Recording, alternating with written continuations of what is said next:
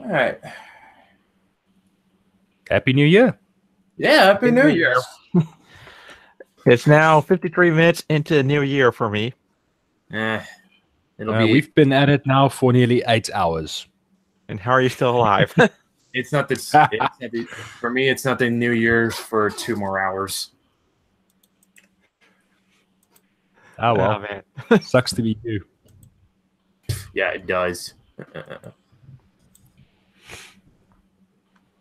So, yeah, it's kind of funny looking at everything else. I mean, 2018 was, for me, a very interesting year. I agree. Yeah, actually, that's sort of a good note to start on. Like, just reflecting on what we did through 2018 and guess what we hope to accomplish come 2019. Oh, well, for me personally, this year, I want to get that first one of my novella out. And I also want to get my studies done so I can start looking for a new job. Really? Yep. Yeah. Not that I can relate, though. I mean, for me, 2018 was a year that started out really crappy. Hey, there's Cody. Oh, wow. Really? Cody, do you want us to let you in? Yeah, for me, 2018 was a year that started out kind of crappy, but I mean, like, I started out like losing a job, and he does one in. All right, hold up. Yeah. Oh. I started out losing a job, and then I got behind on my rent, and then my laptop died. I got.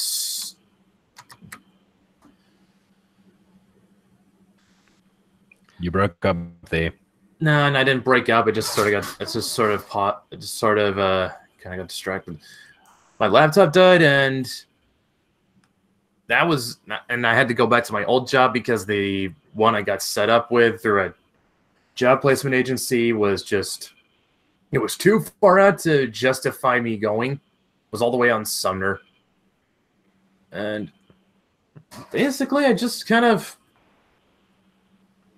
Yeah, that just. I mean, basically, I just ended up having to go back to my old job because it was more cost effective. But on the upside, I took my first dive into tabletop gaming with my werewolf campaign, which has been great. But then I started working on my comic, and I met all you guys, and now I got signed to a publisher, and fuck, I'm getting to live a dream I've had since I was a teenager.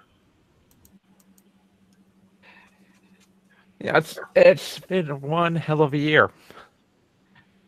It's had its up and downs, but That's like every year. yeah, true. Although some of them were a little too heavy on the deaths. Wasn't that like 2016?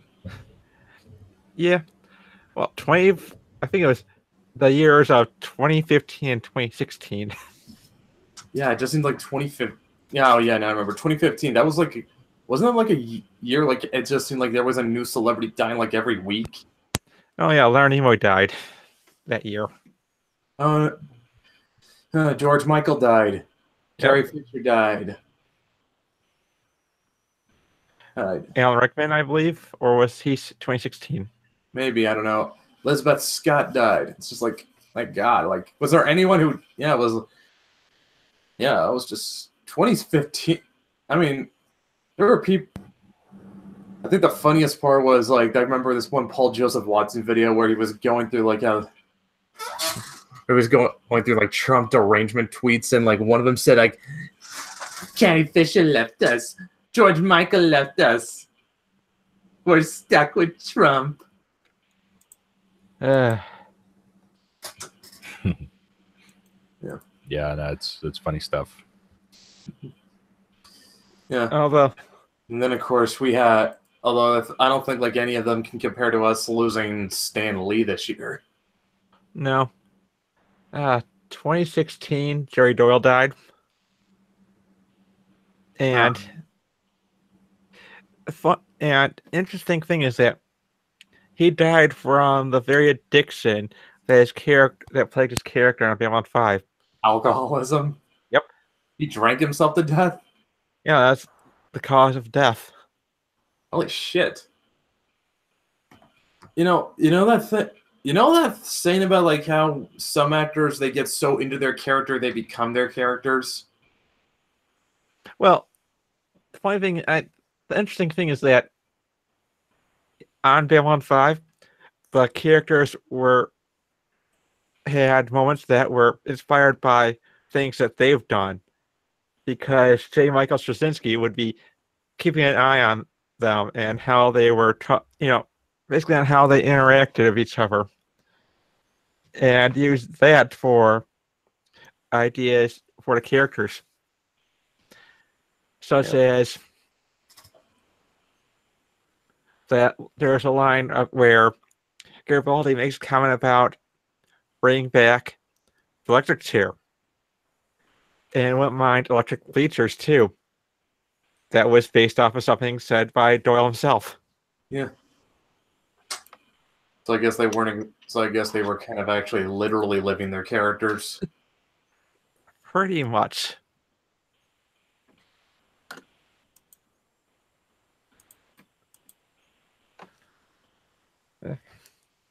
Although, if you want to go crazy conspiracy theories, I think Bill O'Reilly killed him.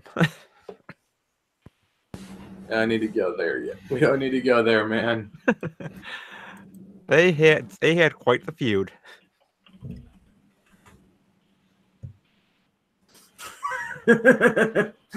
Yeah, it's just like it's been, but yeah, I mean, like, what was it again? But yeah, it's kind of cool though. I mean, like,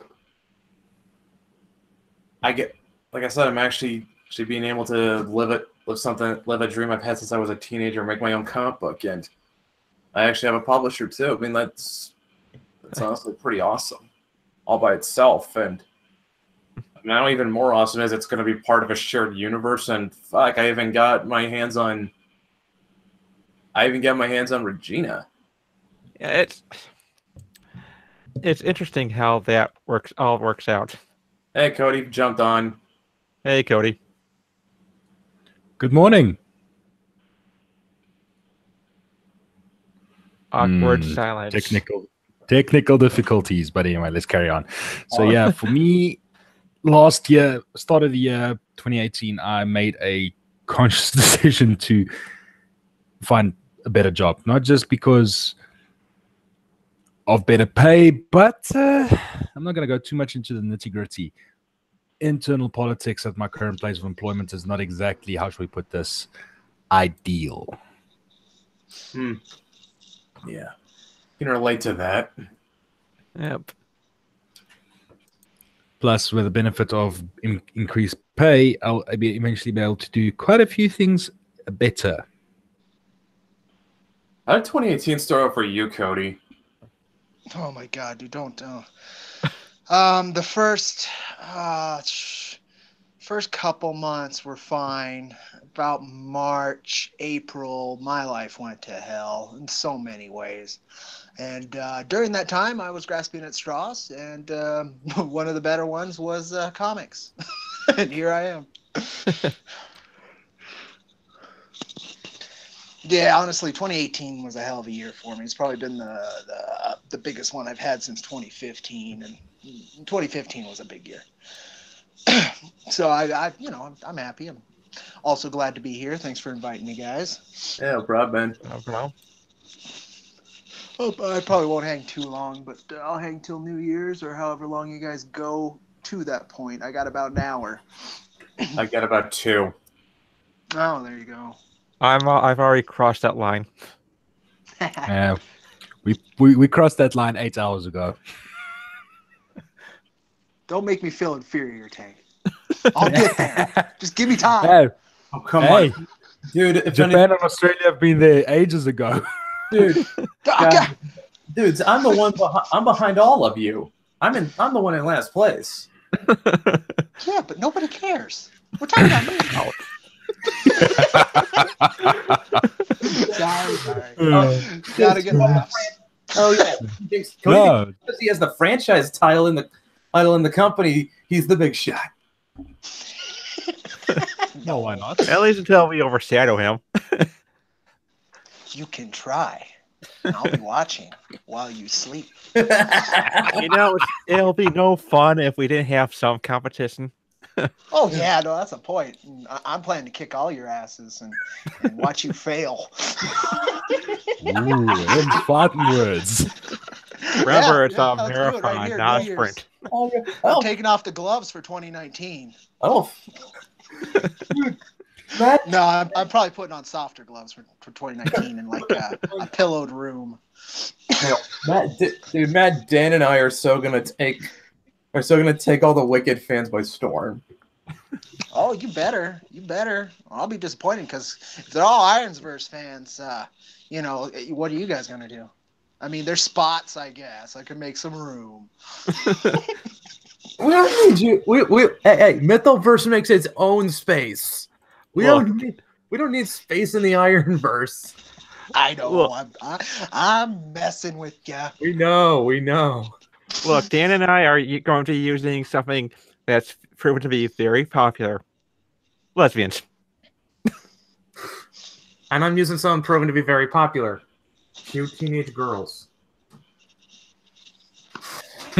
That could be taken the wrong way, Brad. Can confirm on the lesbians. Well, one lesbian and one bisexual. Cocaine. So you guys got to beat that. It's not about story writing. It's the amount of drugs on your page. So are we going to see? So basically, what you're going to say to the kids that the white stuff over Jack's lips is milk, but in reality, it's cocaine. Oh, well, I mean, reality is probably something more mind-blowing than that, but but yeah, sure, we'll keep it grounded.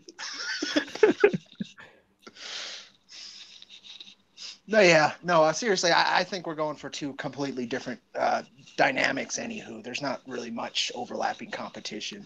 Not really. I mean, not really. Yeah. I mean, honestly, if Jack Irons is the kind of title that it's got the right appeal for for boys and young men.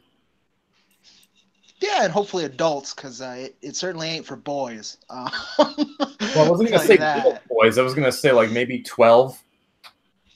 Oh man, I think issue 2 is gonna kind of kick that door closed real good. Issue 3 is gonna fucking coffin and nail it. But Okay. How old? Okay, then Cody, if you had to ballpark it, how old would you say them? What's the minimum age requirement for Jack? currently, issue 2 is worse than the average Punisher issue, so I would say probably 16 up.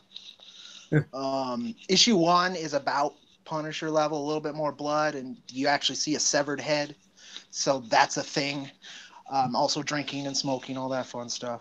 So yeah, you kind of got to err towards adult. Oh, come on, drinking and So, smoking, no worse than the average news report. drinking Oh, and smoking. yeah, but without the They were letting Wolverine get away with that for decades. Keyword but were. that's controversial They now. even edit out. Yeah, they even edit out the old covers. They edited out his cigars, Yeah, thanks, like on Castana. reprints. Yeah, oh my god, and now he's got like a lot of dorky smiles and shit because of where the cigar should be. He's got a big black gaping hole. Well, he was just in a that's why fight. Jack's here. I am not going to allow them to make him stop smoking. There's no reason to. Part of No, it's not like he's part gonna of his die. appeal. Exactly. Not only that, it's just like Logan made it look cool. I hate Right. this. Yeah. It's Well, like, I think that's probably their issue with it too. But and they wanted that preteen demographic. You don't market cigarettes to preteens. You don't. I get it. they had no I'm for problem it. with it back in the 80s. Oh yeah, or in the 50s. But hey, Logan wasn't Tommy. around back in the well, I Well, know look at Tom and Jerry and Looney Tunes. it's true. Yeah. Yep. So I mean, it's an old American tradition. I'm doing the cowboy and the old sci-fi, both old American traditions. People are just gonna have to deal with it or stop buying my work. Yeah. I mean, you did Ooh. well. You heard it here first, folks. If you don't like it, don't buy it. Well, I've got to. As an indie comic, that will kill me. As a professional writer under Marvel or anybody else, they'll get 3 more books. That's the difference. Well, I've got controversy for the fact that 2 of my principal characters are both girls. They're both friends, but they're not gay for each other, and they never will be. That's where fan art comes in. You I know don't it's gonna happen. Yep, it's just one of those things you're gonna have to put blinders on for. But all I can say is if you The lose eventual on your Rule 34s will happen. all I gotta say is if you lewd my characters, you're sick for doing it because they're underaged. Oh yeah, no, I totally agree, but that does not stop those who will. I know. Yeah. Oh, I know. It's just like I know it's going to happen. I can't do anything about it, but I just will be happy if I never have to see it. Is all. Exactly. Yeah, exactly. I'm like I said, I'm hoping you got blinders to it. Yeah, Jack. I'm not worried about lewds. Whatever happens, happens. Well, you're creating most of them anyway, so. Well, no, actually, both were independent thoughts of their individual artists. Well, but I did suggest one. Well, the Jack Nylon's one I was there for on the stream when that was brought up. Yeah, totally. Oh boy. That's a good one. I'll say this: that Tank and Matt have definitely owned the lewd side of their characters. Oh yeah. Oh yeah. Pretty much. Sorry, Oh, what? I missed that. Broke up. You and Matt own the lewd side of your characters, Tank.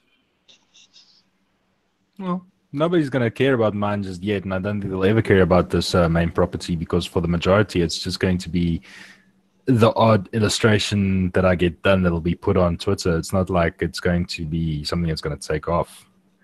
When I eventually get around to the comic, though, that I'm busy scripting. That's going to be something else entirely.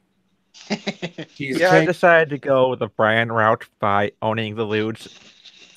Oh, this book's pretty much written for that. It's going to it ticks 2 boxes: ultra violence and sexy time. I was gonna say cheesecake, but that's basically the same thing. Yep. Yeah, Jack's he definitely clicks the ultra violence here coming issue 2, and then I think the other thing's gonna be horror. That's where I'm gonna get my boxes, just for gore and the situations people are in. But yeah, we'll see. My boxes are for feels and laughs. Good. I'll need plenty of those while I write Jack. Yeah, the world always needs more. Yeah, hopefully Changeling is a book that can make you laugh as much as it makes you cry. Also good. But not for the reasons you think. Yeah, well, if it makes you laugh and cry, it's because you're supposed to. Not, oh, this is so horrible, tears. Yeah. Or you know. Too bad. Yeah, it's more like I feel sorry for these characters, tears. This is so awful, tears. Just read Marvel. Well, I'm just gonna say that you've got a design for Maeve that lends itself well to people feeling sorry for her. Well. It seems the type that you don't want to see harmed. Which is not gonna make it hurt all the more when you see all the stuff I'm gonna put her through. Like, you're a monster. Well, that's the thing with writers. We have to make our characters struggle. We have to give them conflicts. We have to give them obstacles to overcome. So kind of have to make them suffer a little. Oh yeah, no doubt about that. Suffer a little. Uh, yeah, people are gonna hate me. I Especially said if they get attached to certain a characters. little at minimum. At minimum. Well, I do Tank, kill Jack's mom, then I kill him, then I kill him again, and then I kill him again. Same issue. First issue. So yeah, suffering. Suffering's definitely a key component. I'm pretty sure. It's like, okay, here's what I'm imagining. You got a bar that has Vash from Trigun,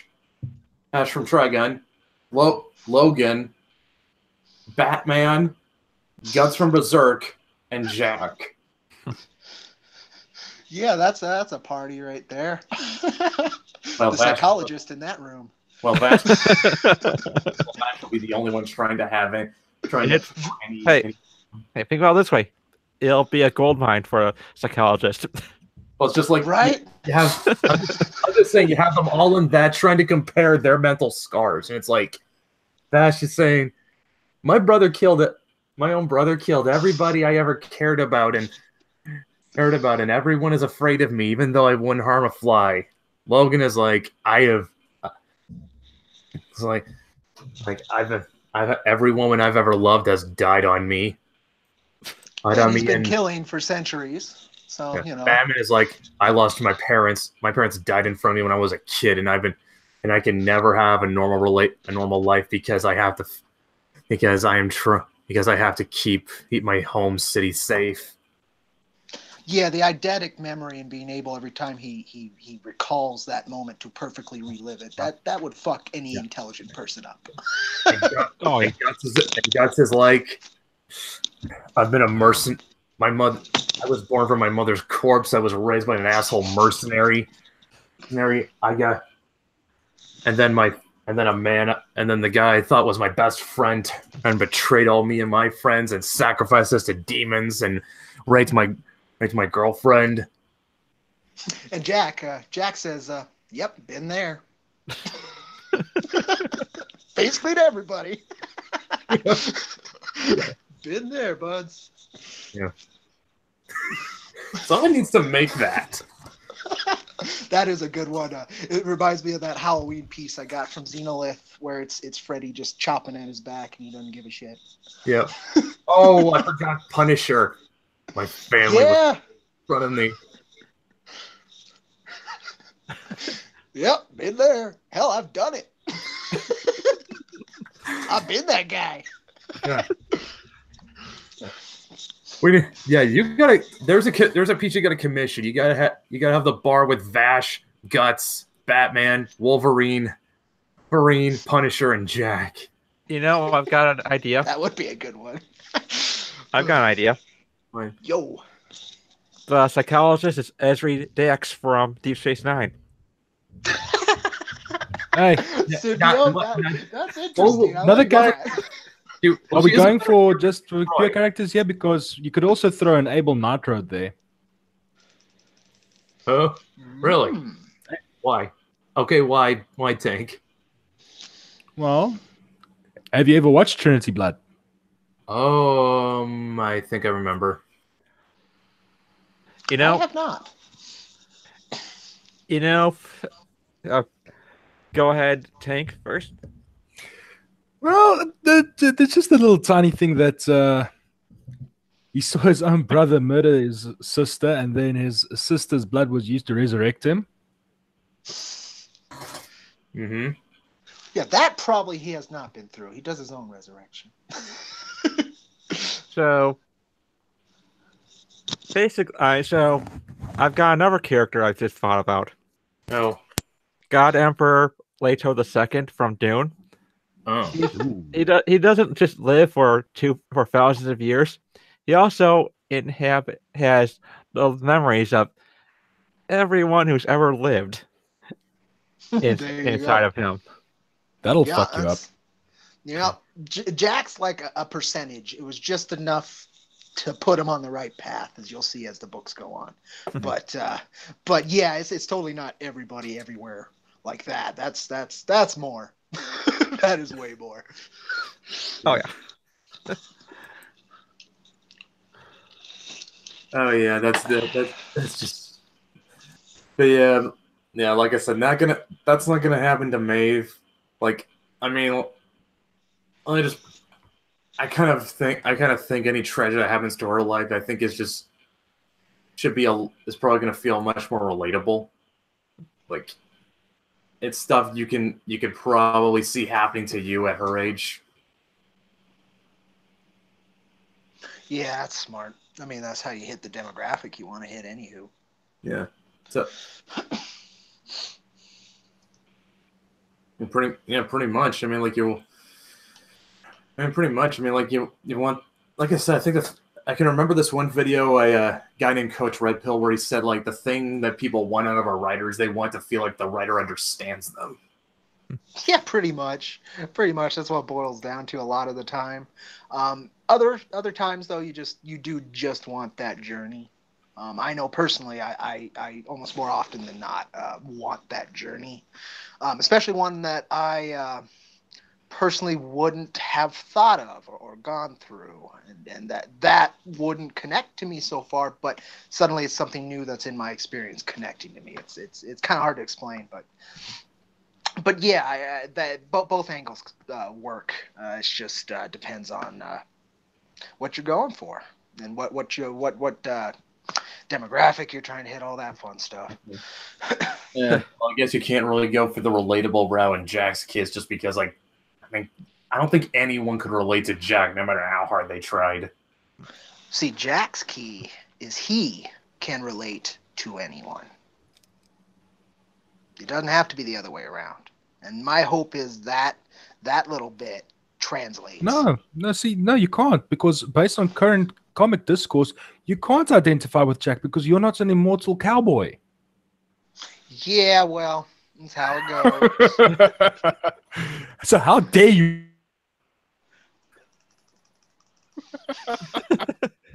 Yeah. No, it's true. It's true. You got me there. I have to bow. I guess I'm gonna have to go apology tour and get my Marvel contract. Go write the Punisher. Or I think that's the way to go, right?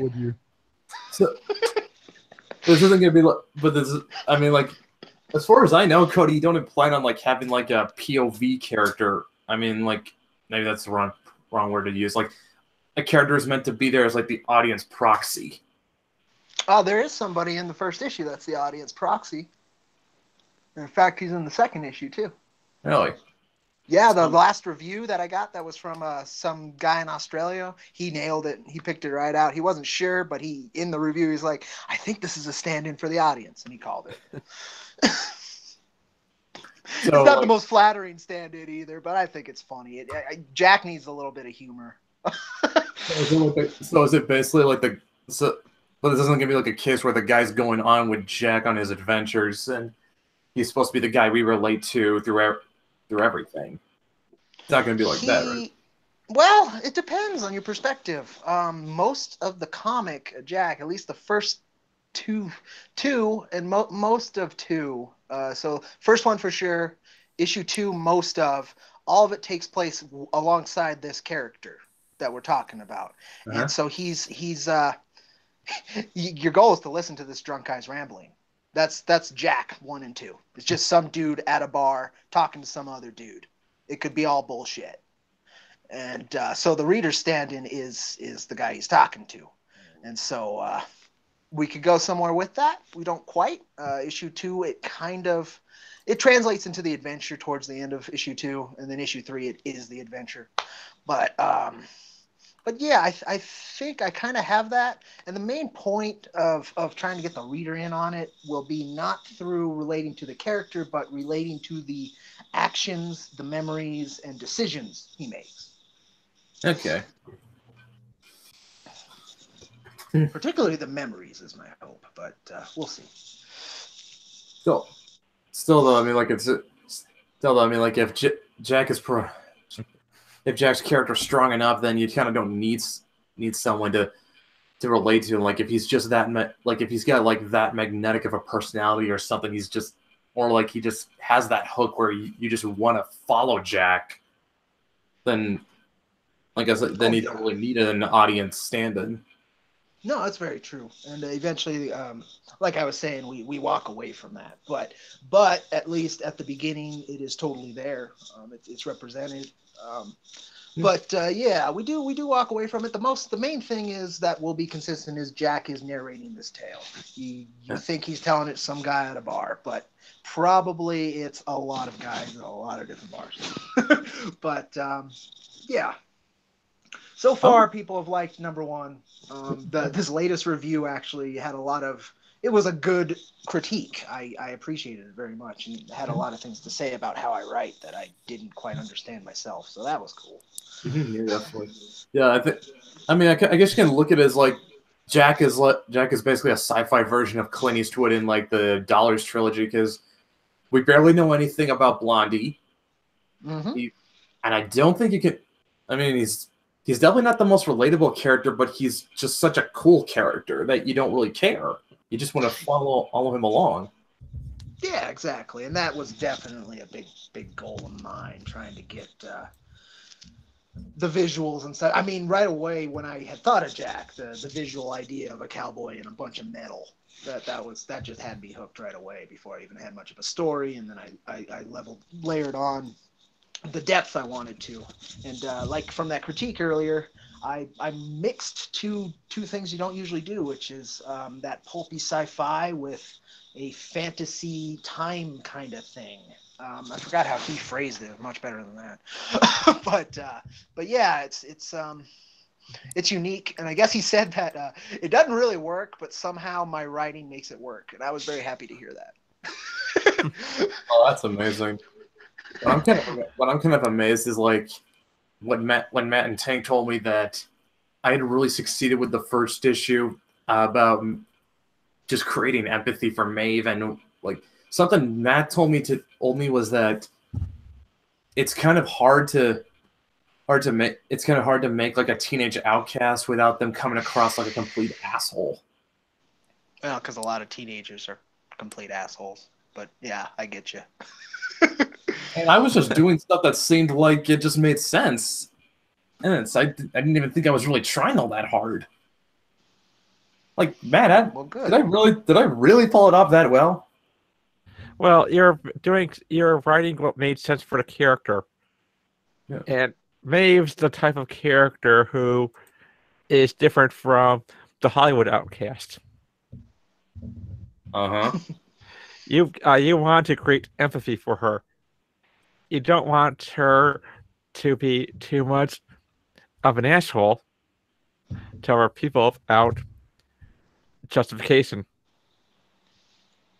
Yeah, it's very true. Yeah, like I guess for one, I mean, like it's kind of like usually I guess when you going back to the whole Hollywood outcast, like when they try doing this, it's like the character is special. Yep. Yeah, and sometimes in more ways than one. Yeah. In May's case, it sort of kind of made her the opposite. She's kind of not special. I mean, well, she obviously is, but I was going to say. I mean, the title's not Maeve, Normaling. No, it's not. No, it's not. It's just like. Look, let me put it this way: it's more like in the case where the character where the character knows they're special, but no one recognizes them for it. Yeah, I get that. She's just, for most of May's life, she's just been an awkward kid and hidden, but she doesn't know she's special. Like, she's she's spent most of her life being the weird girl. Yeah, that'll do And it. kicked around and all that stuff. Yeah. Pretty. I don't think we see Jack at any point in my series before the age of like 14 and during war. Well, it does. Kid Jack. I don't know if there's going to be a Kid Jack besides the ones that got slaughtered in issue 1. You know, I have to wonder though. Is that going to be like a constant running theme throughout all his past lives? Like What? they always end violently. That's the ones that stick out. What I'm gonna try and do, my hope is I can flip it from just being all these really dark, shitty memories to a few moments of inspiration. He'll remember something that happened, and then you can combine. So, are we going to current see moment Jack and- Irons Mailman somewhere down the line? That's hilarious. We have a Postman-like series in development. Well We then. totally do. We totally do. Hopefully that actually comes to something. The concept would be a mail carrier in Jack's wastes, the one who's running messages through these hostile territories to Hopefully- resistance hopefully it's groups better and than- shit. Hopefully it's better than The Postman. That movie was awful.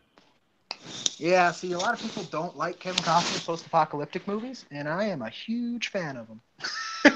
Waterworld, Postman, big fan. I'll give okay. Waterworld isn't the worst movie, but I'm just like, God. Also, by the way, Forrester Comics popped up in the chat. Said, "Hi y'all, how's it going?" Oh, nice. Hey. Somebody showed. Right on. Right on. We're competing with so many streams right now. Oh, Yeah, it's are we? not Well, it's funny. New Year's. It's New Year's. I don't blame it. Yep. I know we're competing with ninjas. Yeah. For sure. That was a big one, too. I stopped in there for a minute, but it got spicy. I don't like spicy. Really? You don't do spicy, and look where you live. Right? Dude, you have no clue. It's legit. I'm not a fan. People say green chili or red chili down here, and most people go with both. And yeah, I don't do either. We're famous for our chili down here. I do some spicy things, but nah, I'm not even a Mexican food dude. I don't even do that. So yeah, wrong place. It's kind of funny because I'm the only one in my family who can eat ghost pepper salsa. Nice. But you're Vietnamese. Like you guys have a history of making spicy food, don't you? But Like I why? said, I'm the only one. But fucking why? Why would you fucking subject yourself to fucking ghost chilies? I mean, come on. Forrester Comics, I understand, and you got to do what you got to do, friend. Yeah. Yeah, we get Be it. You, Uh, I'll be okay. I'll just be a little He said I'm sad at for a work, while. so no offense if I ditch in the middle of the stream. It's no not problem. us, him. He just needs something new. I understand, Forrester. I mean, I don't If mind. you love something, set it free. I was gonna say though, I don't mind spicy so much, but it's not the first thing I go for. Oh yeah, same here. I'll eat it if it's the only thing around and it's polite. Or if I But feel yeah. like it. Yeah. Like if I'm gonna get nachos, I expect there to be jalapenos and salsa. Gots to get those. Yeah. Yep. Well, it's not nachos without it, man. and then the stream died. Well, it did not. Well, I have to say that my family goes through sriracha sauce like it's ketchup. Go through sriracha like ketchup. Yep. These are- Yeah. Vampires beware. One thing Pretty much. One thing I remember, like I can remember like back when I went shopping at Walmart like a couple of years back. I can remember actually finding Japanese mayonnaise that in the ethnic food section.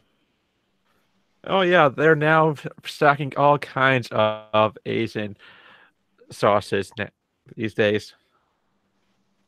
I did not even know Japanese mayonnaise was a thing until then.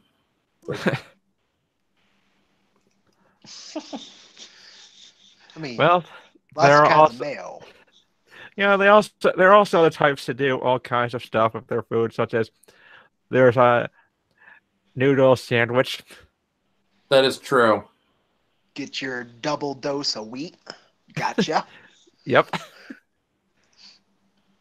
That I is want wheat on wheat. That's what I want.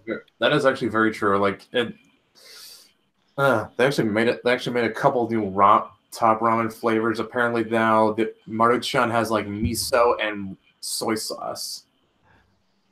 They're supposed to be udon style noodles, and but because it's Maruchan top ramen, it still tastes awful.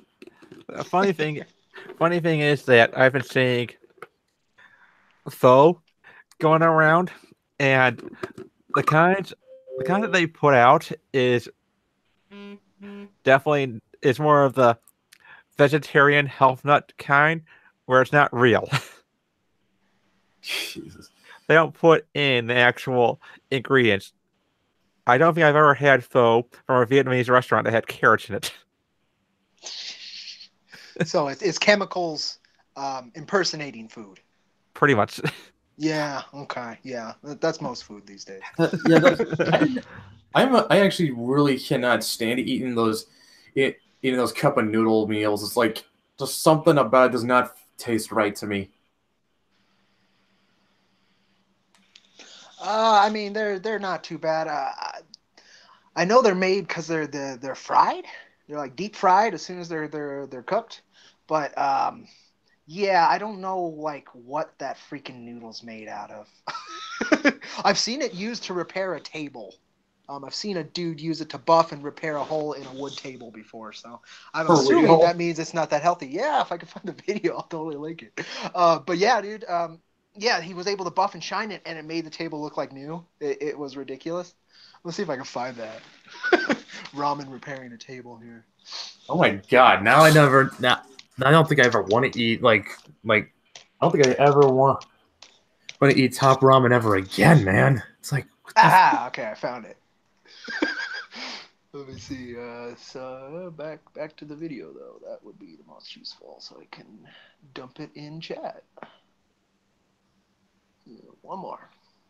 There we go. Load chat.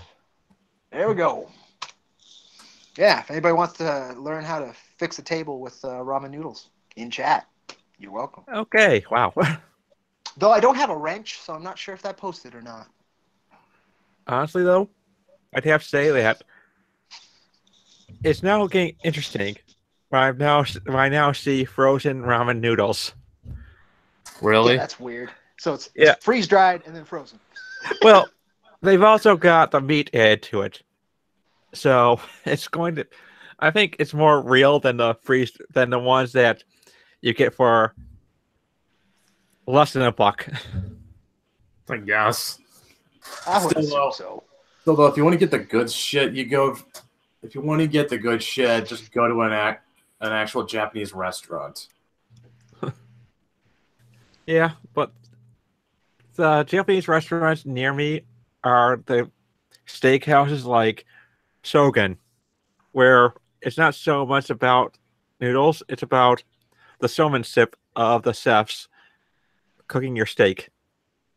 I've actually found a Shogun all the way out in Washington, believe it or not. It's actually really good.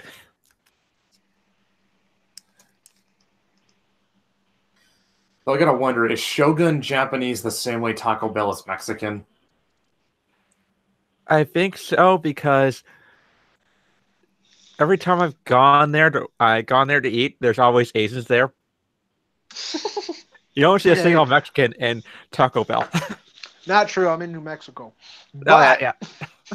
but in most places. So Right, well, you And get then that's nothing where but Dan gets Mexicans straight. in our Taco Bells. oh my god. So wait, what was it you were saying about Taco Bell, Cody? I won't repeat the second thing, but the first thing is we get a lot of Mexicans in our Taco Bells. I'm sorry, Dan. We're giving you a strike now. What? Because Mexicans like Mexican food that's done by a white guy? Like, what's wrong with that? Look, I have YouTube- Chinese food done by white guys. I have French food done by black guys.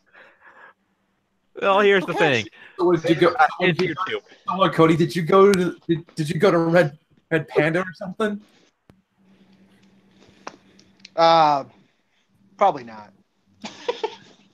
Yeah, but it's this whole thing. It's just this one long running joke we've got. ever since Brett had his channel struck. Yeah. I mean, I could make that happen. I really try not to. It was for an old. I got my channels hit with the community guideline strike for an old podcast episode where I was talking about fucking song parodies. Well, don't do it again.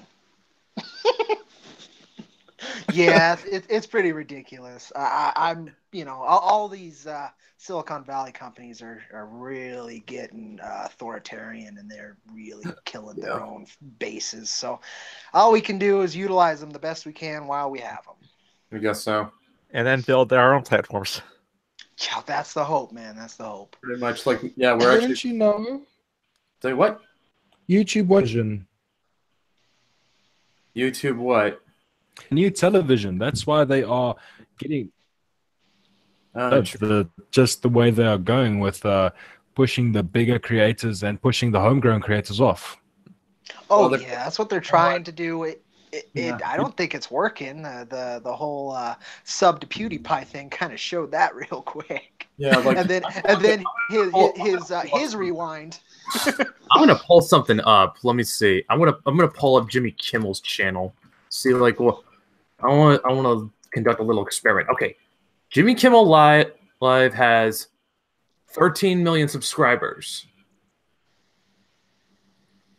Now let's see what the average view count is. Okay, he's got a couple from Gucci Mane and Phosphorescent that are very recent, and not Phosphorescent. With Phosphorescent has over 25,000 views. He's got one with Ellen DeGeneres where it's got over 800,000. He's got an interview with Michelle Obama that has over 1 million. Yeah. Does not seem like... Kind of seem... Yeah. Oh, here's one he's got with Dua... Who the fuck is Dua Lipa? I don't know that. But it has... Well, Dua Lipa pranks, and it has over 13 million views. No, it's pranks. That makes sense. Quick shout out. Sauron showed up. Howdy, Sauron. Good Hey, to see Sauron. Ew! Dark Lord Master. Yeah. Okay, so yeah, it's just like... I don't know. Just from what I'm looking at Jimmy Kimmel's videos, the views are not exactly consistent. Now, PewDiePie, let's see what he's got. Oh, yeah. Comparatively, also like Will Smith stuff. They're really pushing him. I don't know why. Yeah. PewDiePie has close to 80 million subscribers, and not one of them falls below 2 million views. Yeah. Oh, yeah. He's the man, and people want him to stay the man, and I'm very happy about that because it kind of at least it's a big flip off to YouTube because they want more people like that Indian freaking company. T-Series. Yeah. Thank you. T-Series. I want more companies, less people. Yeah. Still, I mean, just think about that. Jimmy Kimmel, who's not for much longer. These swordsmen are taking over everything in here in Mordor. Yeah. Just think about that. Jimmy Kimmel, who is an established name in television at least, and you would assume has studio backing, he can't keep a consistent view count. Like I said, he's got some videos that are around hit that are like 13 million. He's got one that's like a little over 1 million. He's got some, and he's got videos that don't even go over 500,000. And PewDiePie has close to 80 million, but not one of them drops below 2 million views. Oh yeah, he's got that killer fan base. Kimmel can't even dream for because Kimmel's a very unlikable asshole. PewDiePie's likable. When he's an asshole, he still has his likable moments. Jimmy Kimmel, he's just got the derp shit face all the fucking time. I don't like that guy. Especially when he cries. Oh god, yeah. Just go back to the Man Show, dude, and keep filling up underage teenagers like you. Well, we do know. Well, if he's going to go back to the Man Show, we do know that Adam Carolla was the funnier one anyway.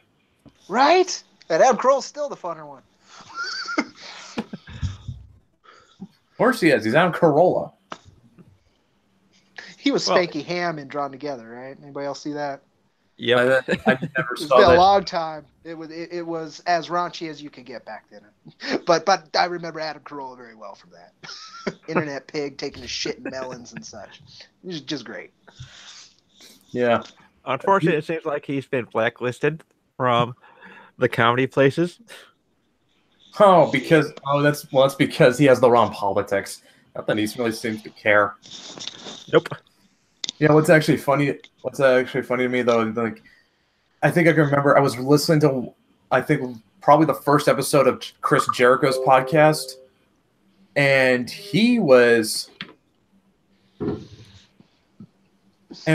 what Chris Jericho was doing, he opened up saying that I was at Podcast One's office and I looked up and saw this sign, Adam Carolla Show, most subscribed podcast in the world. Huh. I don't know if that's still the case, but if Adam Carolla is still like the most subscribed podcast in the world, that's an achievement by itself. And Yeah, no question. I hadn't heard that, but then again, I never heard anybody else claiming it either. So like, I only have that from Chris Jericho's mouth. And although last time I checked, I think Chris Jericho and Adam Carolla are friends, but yeah. Yeah. No, it's actually kind of interesting considering how Adam Carolla got to where he was, because like he didn't go to college, and he spent most of his life just as a carpenter. Well, before he was a comedian, before he made it as a comedian, he was a carpenter, and he worked a lot of shit just before he made it. And I think he was on the Room Report saying that for a while he was living off boiled eggs and apples. Like that, he is a guy that's a dude who's a self-made man. Oh yeah, 100%. Yeah. I just want to know why he decided to work with Jimmy Kimmel. Well, I guess at the time he was actually funny. It's kind of like for the same reason Dick Masterson wanted to work with Maddox. You know, I kind of feel like Jimmy Kimmel stopped being funny after he dated Cheryl Silverman. Oh yeah, I can. You know what? I would fucking agree with you there, Matt. Yeah, Jimmy Kimmel went to shit when he started dating Sarah Silverman. It's kind of like she's a comedy black hole. Well, she was the worst part of Wreck-It Ralph. And she did have a show on Comedy Central. I think it lasted 2 years. I have no idea how. It was never funny. Yeah, wasn't that the one where she did blackface? I think so. yeah, I have no idea. I've seen her in a few things. I don't really. Definitely not my bag. I know she's kind of just a harsh personality, just overall. So that's just not my thing. But yeah, I've liked some things she's been in. But not because of her. Yeah, it would be despite her, if anything. Honestly. Yeah. I think I can. Although I will say, if people think women can't be funny, I would just say watch Timmy Pescatelli. That's a funny woman. Although I think it's the Italian in her. Probably. She has this one bit where she's talking about men. The reason why we dress you ugly is because we don't want other women getting you. That could very well be why.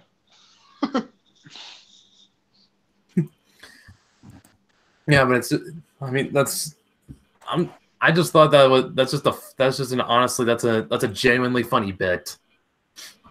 And just the way, and of course, just the way she does it. We dress you ugly. Is that meant to be funny? It's funny when she does it. No. Okay, so what counts for a comedian out in South Africa then, Tank? I don't know if you want to hear that. Well, he did say. We got jokes and stuff. I mean, we got comedians, but unfortunately, absolutely. what constitutes as global comedy is shit like Trevor Noah that gets exported. So, Trevor Noah. Oh, God. You know, I have a hard time believing he was even funny back in South Africa. No, people still find him hilarious. Seriously? How? Yep. It's one of those things. Unfortunately, taste is subjective. Yeah. No accounting for taste. Yes, though. Yeah. Nope. Who's that one guy I remember from Charlotte Copley? I think that's his name. Oh yeah.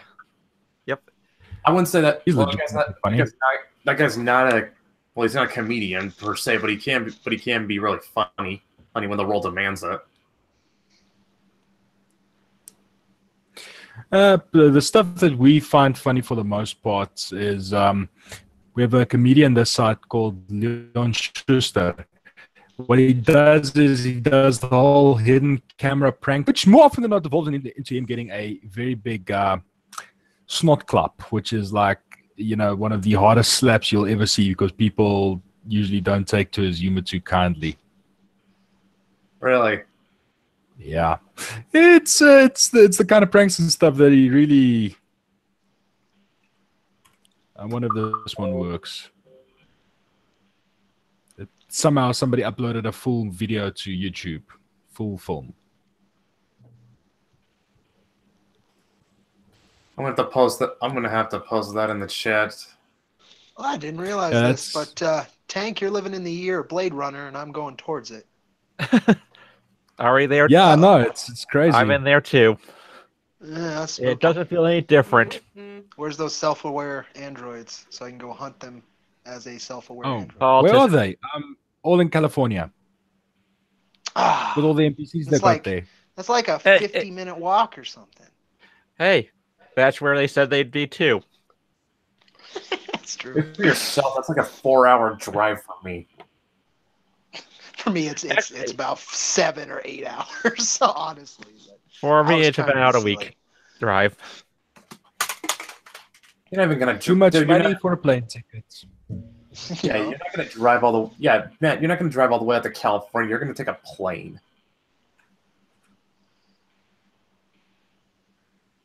Indeed, flying is. I'll be going safest up way to over travel. there I'll be going over there anyway, and But why though? Want to go get your So- brain readjusted? Why do you want to go to California, Matt? my cousin's wedding. Oh, Okay, well that at least helps. That explains that's a it. good reason. It'll be in Los Angeles, so I'll have to deal with all the smog. Oh god, Well, I you- landed in Los Angeles for like an hour, and I felt dirty for a week afterwards. I don't know why my family likes living there, but Apparently, people like California for the weather, quote unquote. it's for the weather, Main not thing the I would people. think is the opportunity also, but yeah, the weather, the homeless situation's because of the weather. It doesn't get cold for shit in LA, at least not often enough to drive people away. It's why I moved out of Michigan and back to Washington. I would think Washington would get rid. Well, I guess you're by the sea, aren't you? That Yeah. makes a difference. That makes a difference. Yeah, it never gets. Yeah, Washington's in that sweet spot for me. Never gets too hot, never gets too cold. So what you're trying to say is that if we ever build a entertainment business, the headquarters is going to be in Washington. Pretty much, yeah. I'm not leaving. Although I'll make it easy on you guys and say we're not going to set up shop in Seattle. Not to have what? I'll make it easy on you guys and say we're not going to set up shop in Seattle. That'll be a good thing. Although I will blame you if it turns out that it's cheaper to set up shop in Seattle for the taxes. Oh God, I hope not. No. I'm pretty sure. I don't think so because I think. No. I'm pretty sure not because after all, Amazon did threaten the Seattle City Council to leave if they Yeah, didn't stop raising taxes. No joke, Tony. No joke. Folks, Amazon. We just get the military down here in New Mexico. They just do what they want. 90% of the goddamn state's military. So. Wait, no. My aunt, she lives down in Albuquerque. Says there's a pretty good film industry there too. Yes and no. We really put it forward. There's really good tax breaks. Our governor, about like 8 years ago, actually probably been about 12 years now. I'm getting old. He kind of passed those to try and get that, and that's why we got the first 2 Thors, and I forgot what other movies we got, but we got quite a few of those. And you got Breaking Bad. Yeah. Well, that kind of had to be set up in some shithole like New Mexico, though. At least Albuquerque area or Espanola, or the further south you get, the little bit dicier it gets at places. I got Batman v Superman and a couple of the Transformers movies. I got the first Friday the 13th movie. I think since they closed down a portion of Detroit for it, I'm pretty sure they were filming Gotham. I was just laughing for that short scene that they shot for Avengers Age of Ultron. People this side absolutely lost their shit when they closed off certain streets in Johannesburg that time. Well, didn't they also? Yeah, it was like. Well, didn't they also shoot? It was funny. Didn't they also shoot District 9 in Johannesburg? Yeah, they did, but it wasn't to the same effect because it was a relatively unknown film, unknown guy making it. Avengers was something huge. Local Twitter was abuzz with everything. That makes sense. Yeah, here, I don't think I've been around when they were filming, but Local Town, the movie Easy Rider, was a good chunk of it was filmed here, and a good chunk of Terminator Salvation was filmed here. The Gorge Bridge here in my hometown makes a lot of appearances because it's a really large expanse, and it's pretty dynamic to look at. Yeah, like I said, I get a lot. My state just has a lot of slasher and horror movies. Well, gee, I wonder why. Yeah, well, it's because yeah, I think it's because like I said, they filmed the first Friday the 13th movie here, and also, I mean, like with all the forest area, it's like, it's the perfect setting for a slasher movie. Yep. Well, always. When in doubt, add woods. Yeah. All right, folks. Unless I you think wanna I do gotta something- head out for bed. But thanks for having me on. Yeah, thanks. Good time. Anytime, Cody. You too, Yeah. No Cody. problem, man. Thank you. Yeah, you guys have a happy new year, and Yeah. talk to you soon as always. And anybody watching, you guys take care. Have a happy new year. Most folks who are watching probably know where to find me, so come find me. Everybody take care. You too. Very much. Yep, see it, dude. Oh, that was fun.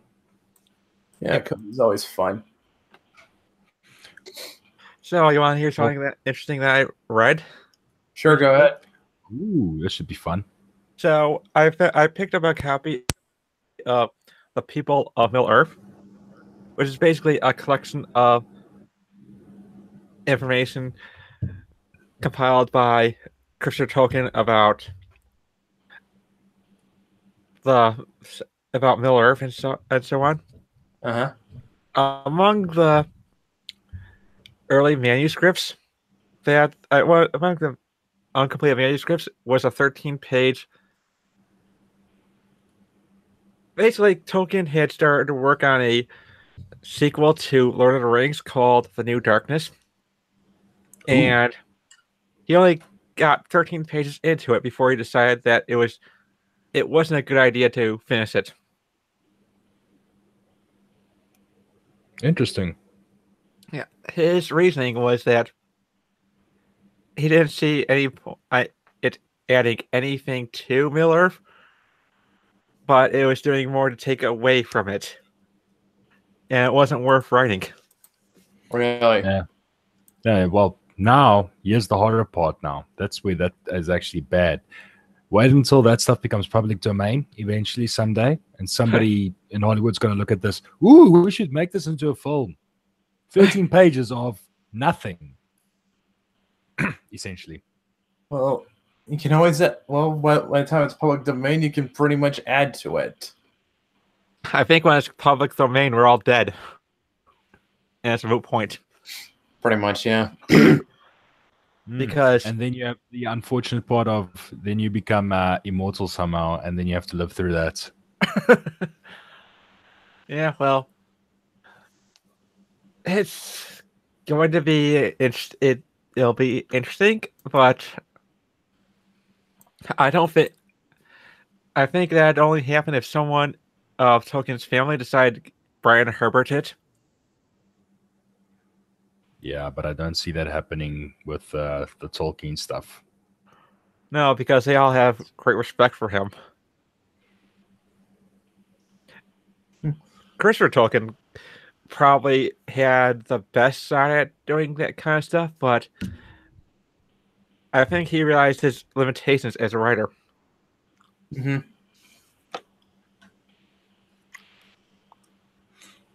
Funny how that works. Yeah.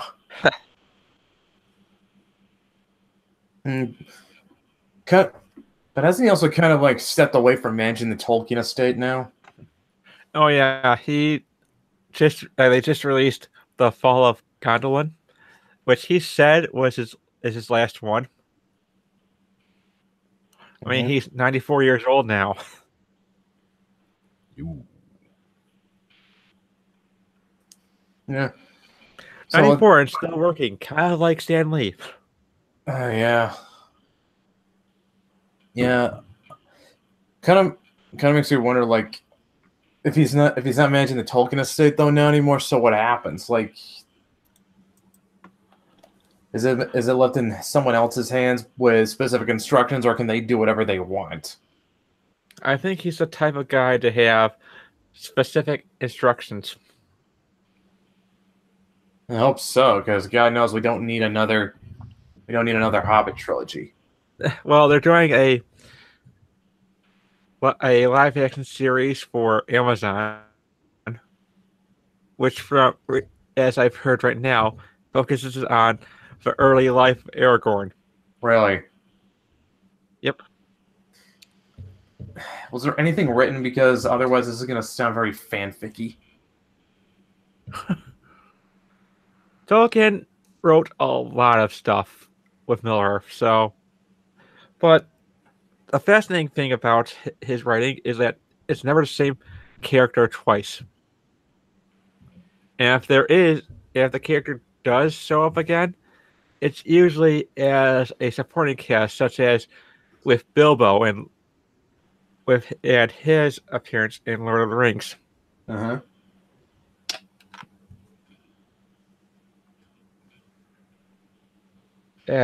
Basically, some things have been said about Aragorn's early life, but I think the most interesting thing would be to explore Aragorn's reign as king, because there actually is stuff written about it. Really? Yeah.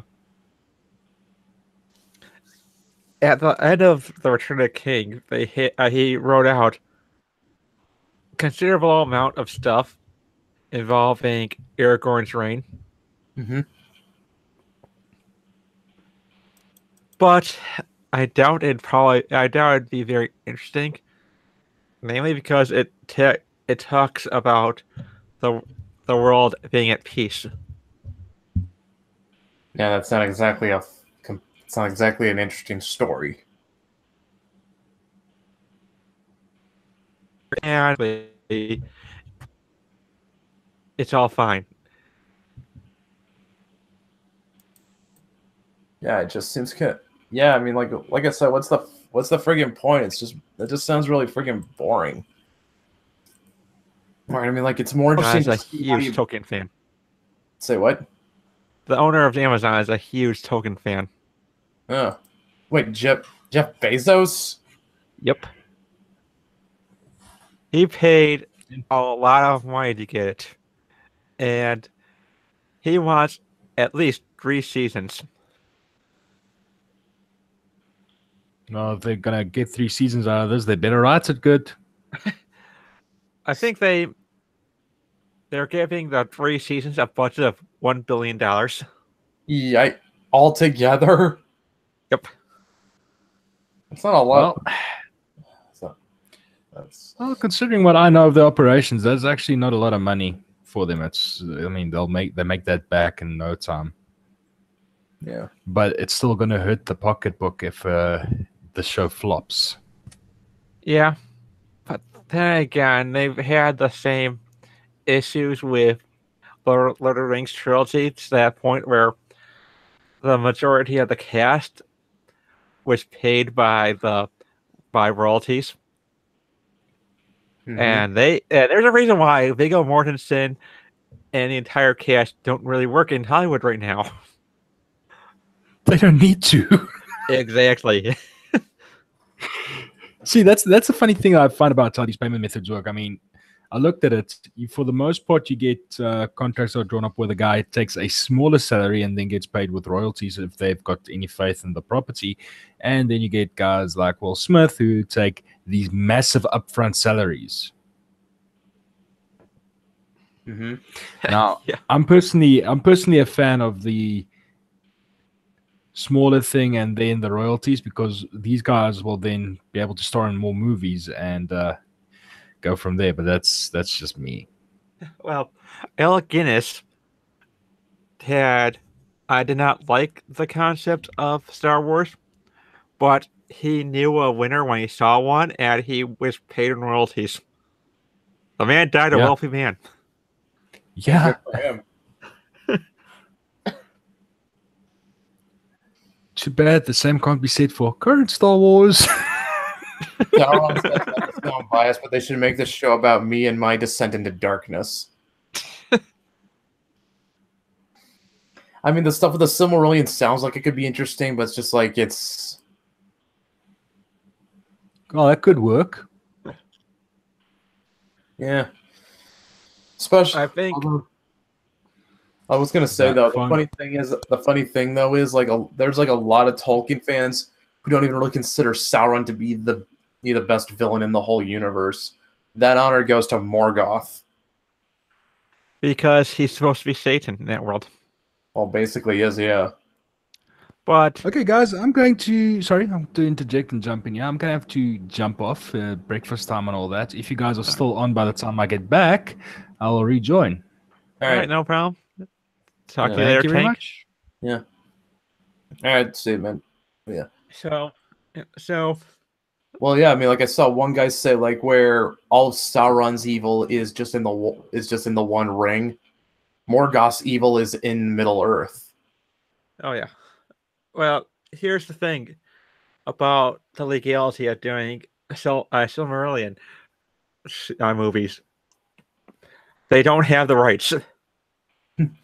And they never will. They only paid for the rights to The Hobbit and Lord of the Rings.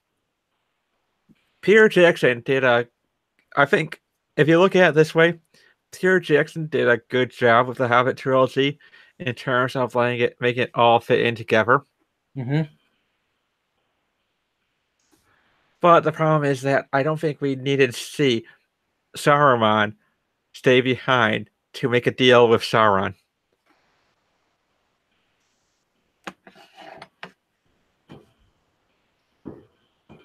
Guess so. And there were some things that were necessary to prolong the story, such as during the Battle of Five Armies, Bilbo was the central character. It was a POV character in The Hobbit. And when he got hacked out, that was the end of the story for the Battle of Five Armies. And then you're just left with only information that other characters tell him. Yeah. So they actually did need to expand the Hobbit into a trilogy, but they also included things from the other books, such as I think it was in the unfinished tales that they came up with the reason why Gandalf led Thorin to the quest to Erebor, to the Misty Mountains, Mm-hmm. which is basically to take Smaug out of the equation when Sauron came back. I can see the logic behind it, yeah.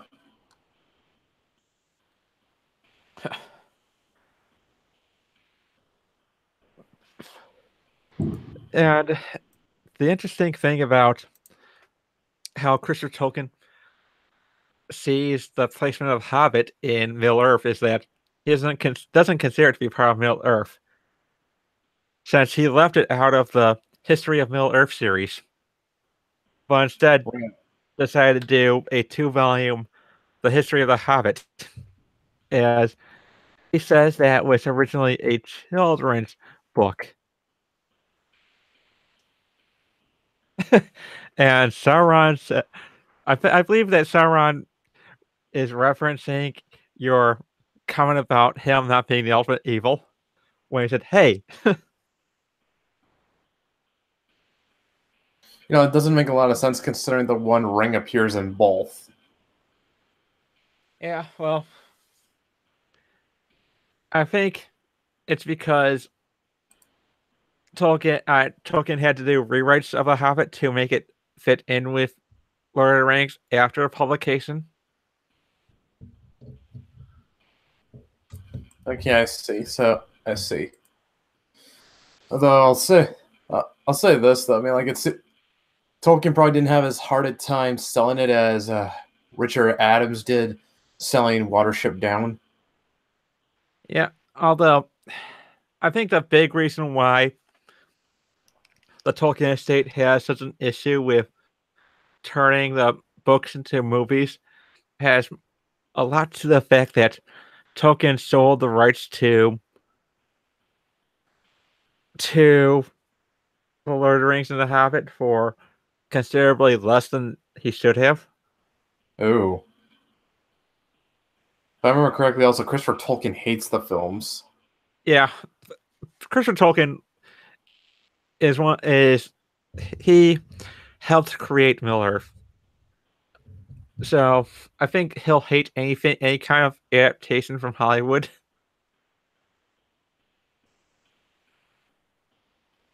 Mm-hmm.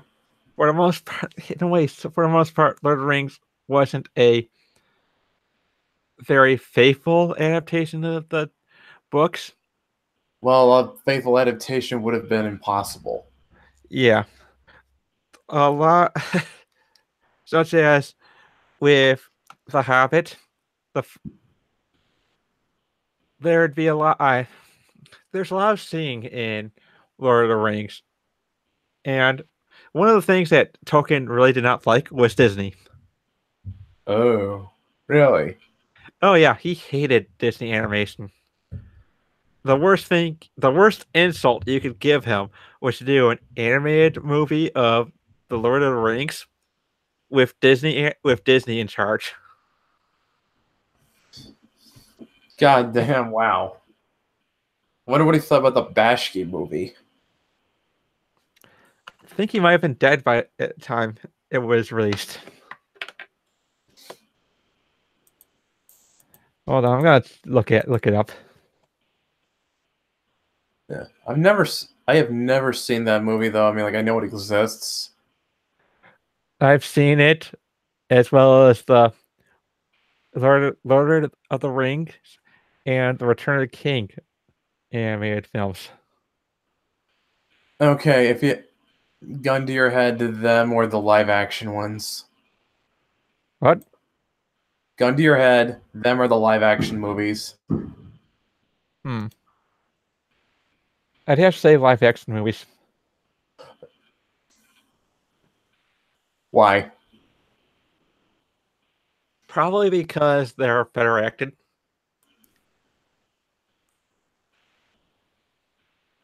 That's a good reason. The cast. Let's be honest. Ian McKellen as Gandalf. He was the definitive Gandalf. Well, it's hard to argue against that. Yes. They had a perfect cast. Although it would be interesting to see what would have happened if Sean Bean had gotten the role of Legolas.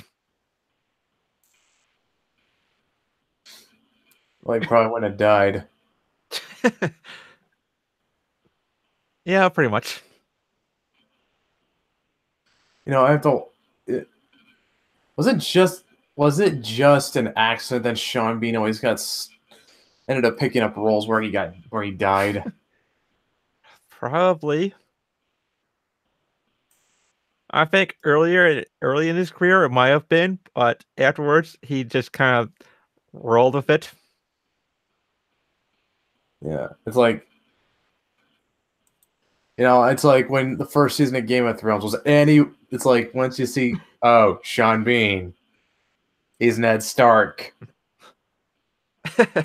Yeah, well, you want to know something interesting? What? So, George R. R. Martin saw Ned Stark as Sean Bean. Of course he did. Okay, so the Hobbit animated film was in 1977 and was animated by Tufcraft, a precursor to Studio Ghibli. Huh. Wow. And let's see. J.R. Tolkien, when did he die?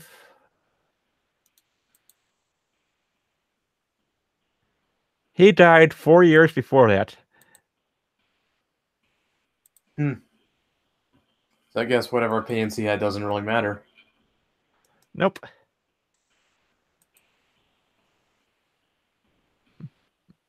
Yes.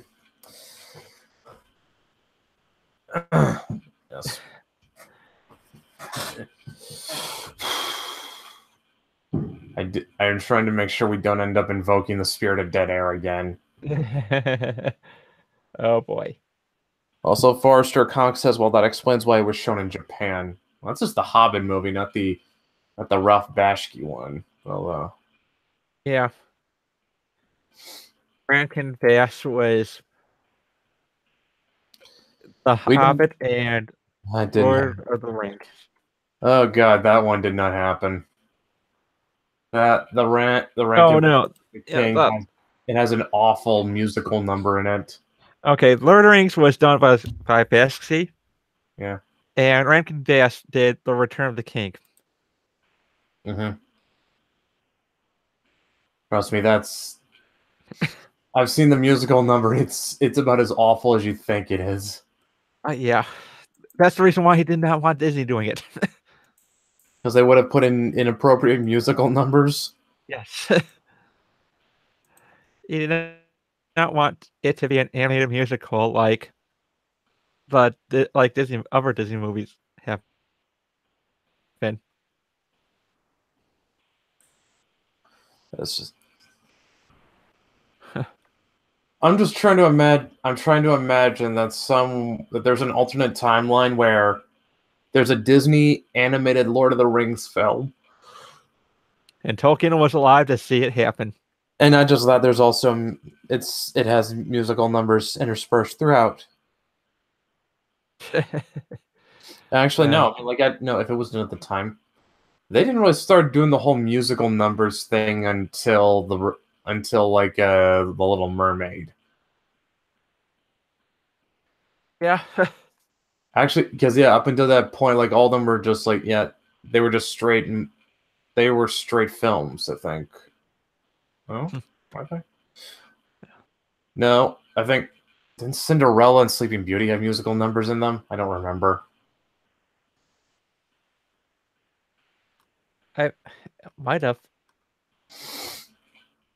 I'm trying to remember it happening, but I don't.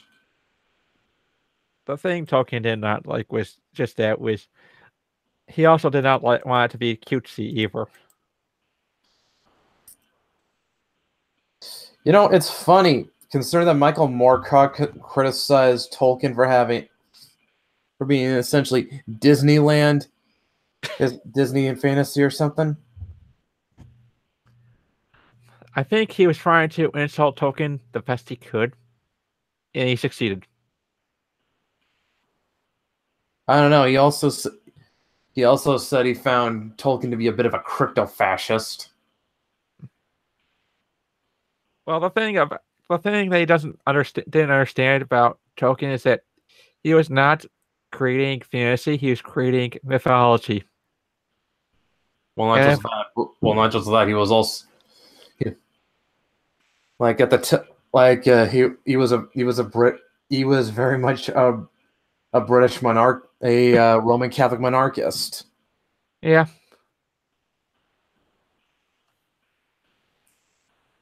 well, And you couldn't say that he wasn't a patriot. he was an old school Brit who loved king and country. Yep. Yeah. Yeah, I don't remember much about Moorcock, but I think he comes from a more working class background. More than likely. Yeah. Actually, speaking of which, how much do you buy that the Witcher's plagiarized Elric? I actually don't think that's the case. Namely because there's, I'm not certain whether or not Elric was over in Poland, if they had done the translations for it or not. I'd see it having more ground if The Witcher was done by a novelist in England or America. Uh-huh. I generally see these kinds of things happening by coincidence. How about the fact that both Geralt and Elric are called the White Wolf? What? They're both referred to as the White Wolf. Well, it's basically something that's it's definitely more likely a coincidence. Now, it's for the most part with Geralt and Elric. It's not so much about where they're. It'd be, I guess, the best way to describe it is where their origins come from for the name, because Geralt has white hair, and he's of the Wolf School. Therefore, he's going to be called White Wolf. And Elric's an albino. He has pale skin and white hair too.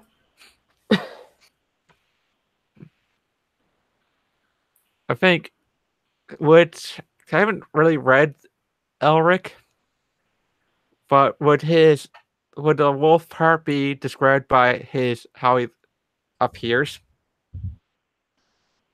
Well, I think it's half his appearance and half the way he fights. Okay, but then again, with Geralt, White Wolf is a more recent thing for the games. The language that's translated from does mean White Wolf, but they never call him White Wolf. Okay, that is true. If that's true, because I think like the White Wolf is sort of like a nickname that Elric has. Like people, like if they haven't heard of Elric, they've heard of the White Wolf. Yeah, and more recently, Jon Snow has been titled the White Wolf when he's named King of the North. Oh, yeah, that. But in that case, it also makes sense because when a bastard takes up lordship of a major house in Westeros, the colors of their sigil are switched. So, where it's a trueborn lord would be a gray direwolf with a white background. A bastard lord would be a white wolf with a gray background. Hmm.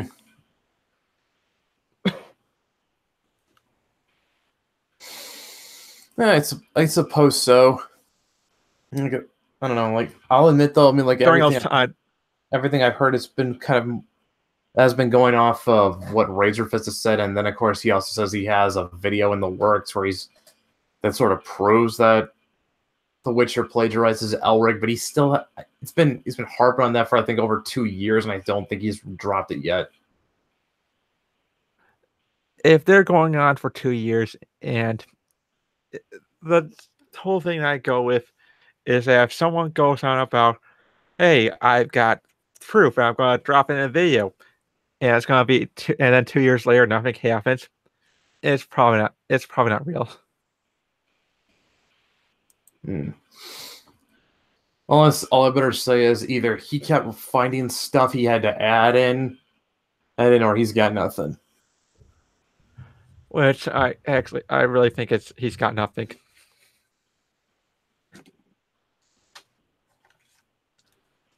Yeah. No offense to the authors, but calling your main character a wolf isn't exactly original or unique. True enough. It is a bit cliche, I'll give it that much. Plus, White Wolf tends to give more of a cooler sounding name, so that is, well, it's got that alliteration. Yep. Why do you think Maeve's last name is Mackenzie? It actually wasn't her original last name that I went with, but then I just kind of thought to myself, well, alliteration just kind of just rings better. Yep. I don't know why it works, but I can't really explain why it works, but for some reason a name just sticks in your head better for when it's alliterative. I mean, that's why half the characters Stan Lee made up had alliterative names, like Peter Parker, Matt Murdock, Bruce Banner. Yeah. Oh, there's always something that has to do with the names. If you got a good name, people go to it. Yeah. I think that's half the reason why people can still remember who Regina is. Yeah, she's got a unique name.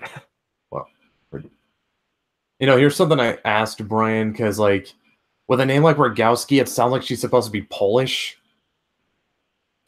Brian says it's Irish. Although he also did say he made the name Rogowski up. It sounds like a very 80s action movie type name, too. I guess. I guess when I think about it, it does.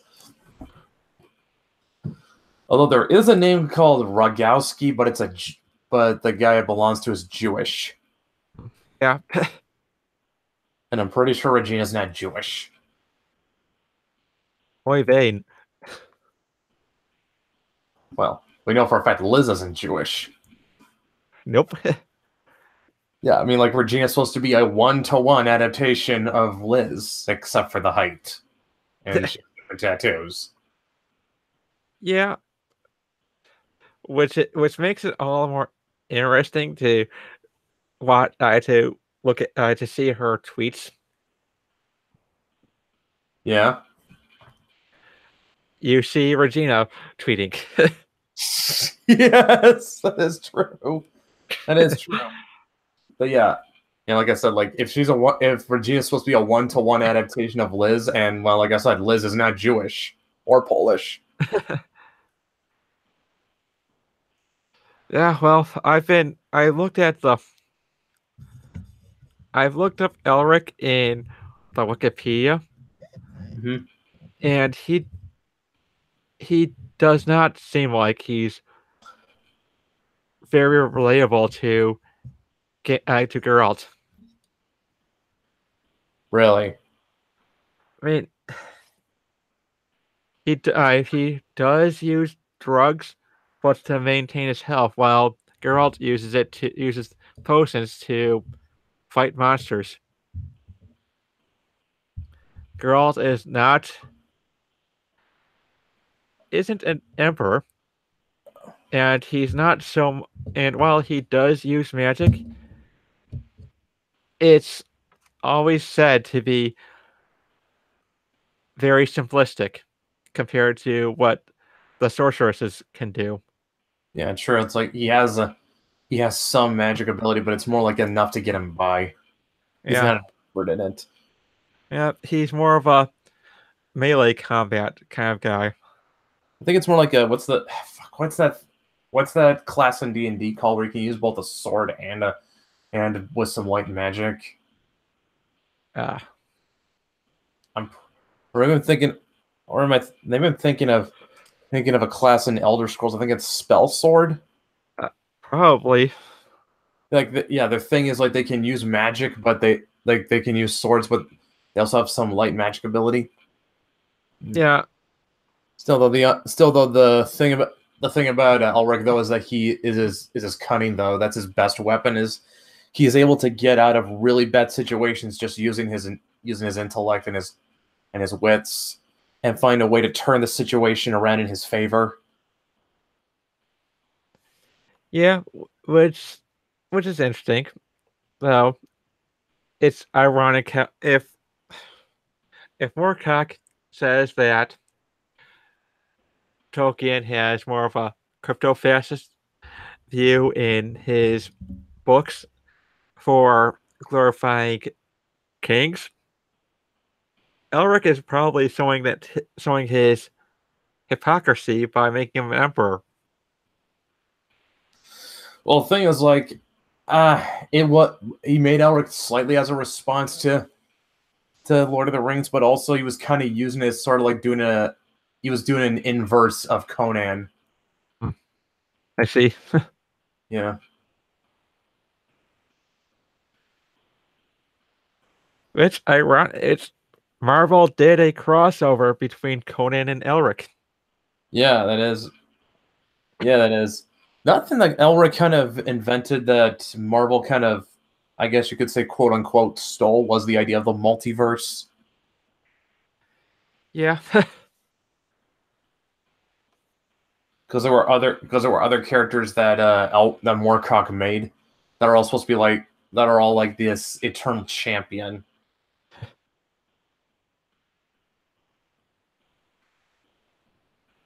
I think another thing though that really makes Elric such a tragic character though is that he's a slave to chaos. Yeah. He's kind of like the sword he has, Stormbringer. It's a cursed rune sword made by a chaos god, and now and that thing steals souls, and he has to, and because he took up that sword from that one god, he's at that god's whims now. Yeah. So, what I have to say about Geralt is that he's the professional anti-politics guy. Yeah. He considers politics to be petty quarrels. Good on him. Yep. Yeah. Nothing about Elric though is just like there are even moments in some of the Elric novels where Elric will do things that are just so beyond the pale. Like you might think that he's practically a villain in some cases. Yeah. I think in a way you could probably see the same with Geralt when he refuses to take part in wars because he doesn't care for either side. He doesn't want to be a slave to a king or anything like that. Which is funny because wasn't he buddies with a king in one of the games? Well, with the games, it's pretty non-canon in terms of when it comes to the novels. Yeah, I know it's like an alternate take on him, I think. Yeah. I don't think he's ever been buddies with Kings. In him, he was just a bodyguard during Witcher 2, which he pretty much failed at.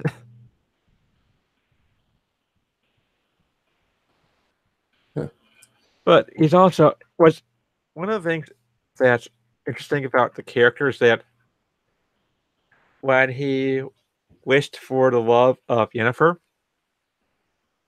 he knew that the woman who seemed beautiful in physical form, he knew it seems it's been written that he knows that she's not really beautiful, that she has a hunchback.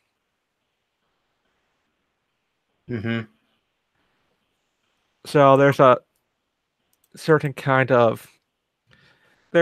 air of mystery to the character in that regard. Is Yennefer having a hunchback kind of part? Kind of. Does that kind of come from her being like being a quadroon? I think so. Maybe. I mean, wait a minute. I mean, I could see it making sort of sense. Yep. Ah, boy.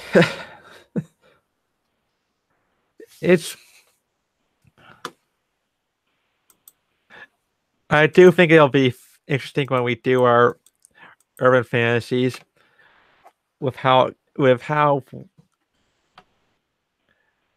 probably going to get a lot of comparisons.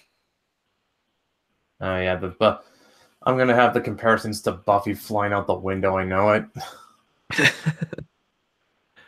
Except with better dialogue. Oh yeah, that's one. I guess that's one thing I can have at least. You know, when you think about it, isn't it kind of messed up that Buffy is destined to save the world? I mean, that's a lot of pressure to put on a teenage girl. Yeah, but it's also just as messed up for Power Rangers with looking for teenagers with attitude. Yeah, but here's the difference. Power Rangers is over the top. Yeah. So you can let it go. Which is very weird that they did this whole straight serious movie. It was a short film, yeah, but...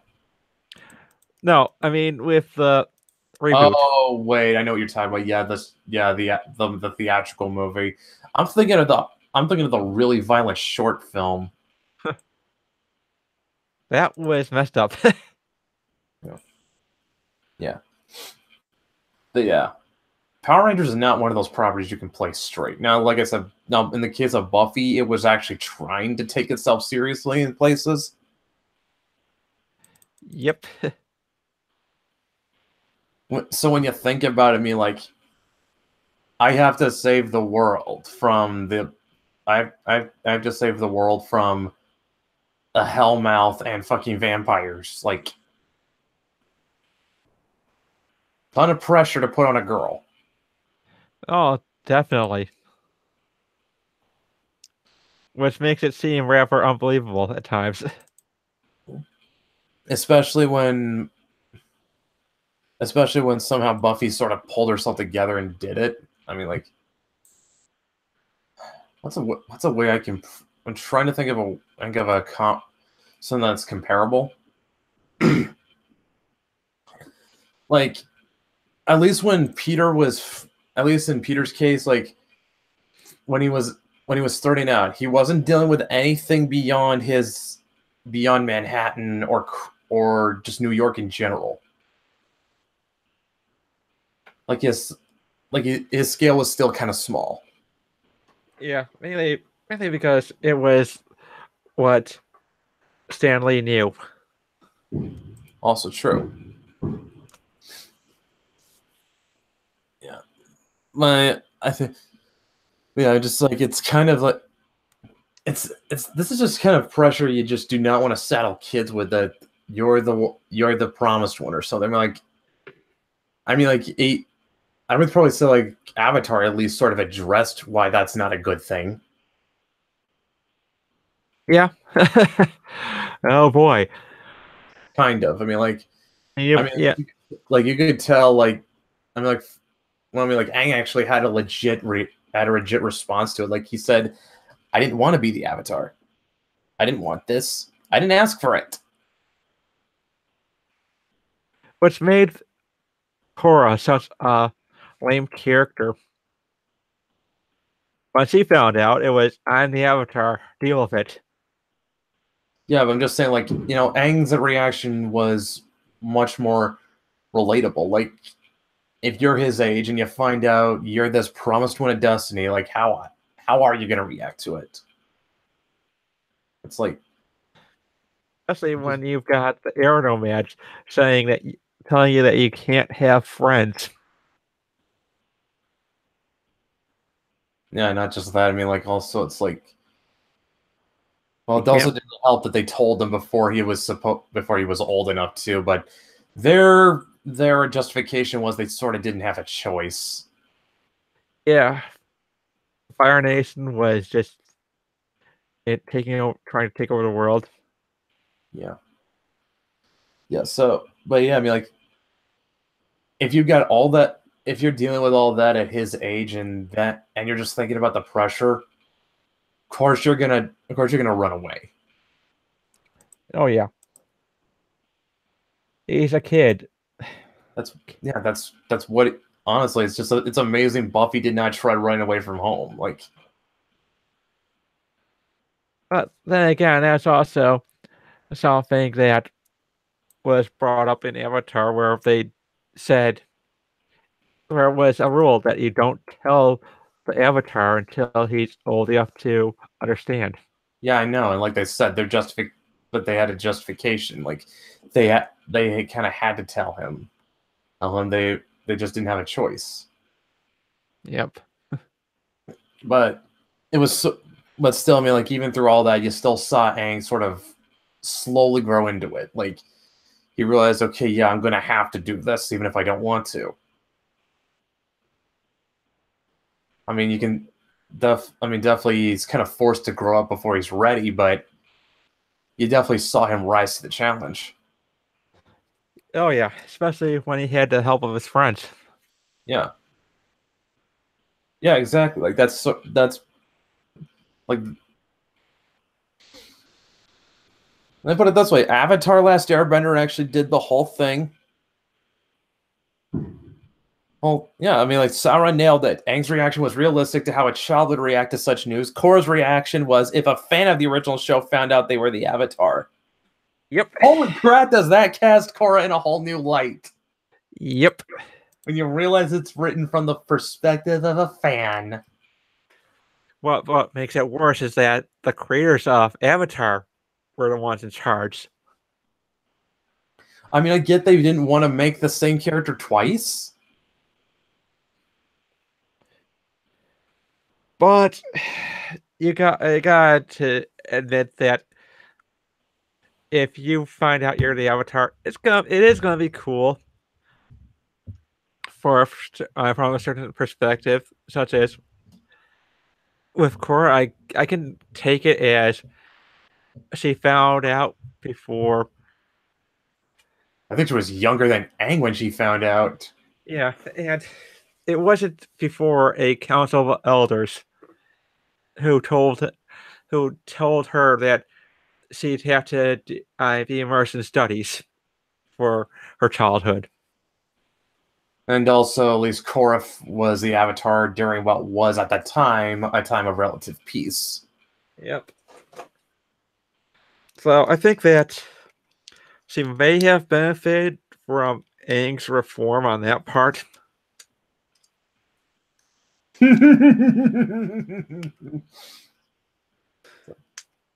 So Korra's still, though, I mean, like, everything wrong with Korra, though, traces back to Korra. Yeah. And the whole Korra Asami thing was that they were going by they let the fans take the reins Mm-hmm. rather than do what they wanted. They talked about how a lot of times they took inspiration from Miyazaki and they wanted to make a character who did not have a love interest or be so defined by love like interest. Sen from Princess Mononoke. Yeah, or basically any Miyazaki heroine except for Howl's Moving Castle. And I think Ponyo. Yeah, it's only 2 of the 3 original creators worked on Korra. Well, that's interesting, Sharon. Yeah. I guess the good one decided he didn't want to do it. Well, like I said, it's just more like they went. I think where they really went off the rails was just when they. Okay, let me put it this way: if Marvel doesn't listen to their fans at all, these guys listen to the fans too much. Yeah, I know something funny. Yeah. I remember an article where they praised M. Night Shyamalan for his direction in the Last Airbender movie. That article you cannot see anymore because they took it down. That is interesting. Wow. But yeah, it's just like this. Yeah, this is just like I said, this was pretty much. This sounds to me like the exact opposite problem that Marvel has with its fans. Well, at least the staff of Voltron, legendary defender, didn't negotiate with terrorists. Ha ha ha ha. Look, they had a rabid fan decide to take leaked documents and threaten to leak them to the public if they didn't have their Yaoi ship made canon. I'll give him that. Okay, as much issues as I got with Voltron Legendary Defender, I'll give him that much.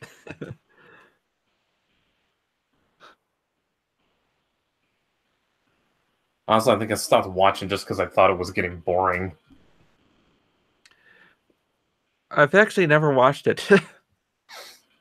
I was kind of into it at first, but then just I don't know, just the longer I stuck with it, the less interest I had in it.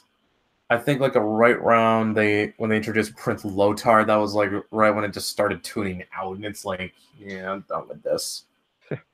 I watched the original series when I was a kid. Boy, did that series not age well. Well, it was made in the 70s. Well, it's not the animation issue, it's the writing issue. Really? Oh yeah, you could tell a lot of it was toned down, such as the episode that they had recently seen was the Voltron Force rebelling against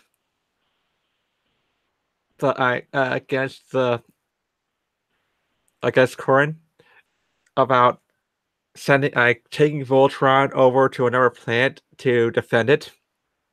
So after this fight with him, and they get into alliance, all of a sudden, Corrin decides to give them a hero's farewell by opening fire on them. Seriously? Seriously. Those were not fireworks. Those were laser blasts. We're talking about is this in the localization you're talking about? Yes. Personally, I think that the original series of Avatar, they had a clear plan of where the story was going. Korra, they had no plan and were playing it by ear. I can believe that too. Yeah. I'm gonna be honest. There were elements of Korra that were good. It's just that they should have ended it at season 2. Yeah. I imagine if they want to do something in terms of sending a message, the message of you don't need to be in a relationship to be happy would have been a better one than what they had at the end, which was basically a copy and paste of Avatar, the original Avatar, except with lesbians.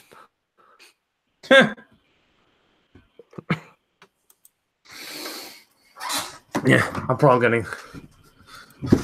I wonder how many fans I'm gonna lose from Changeling when I publish that one issue where I have the gag that is basically telling the audience Maeve and Jenny are not gay for each other and never will be.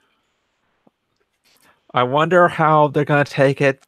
How many fans Dan and I will lose when it's revealed that Adobe and Althea won't be in a future relationship.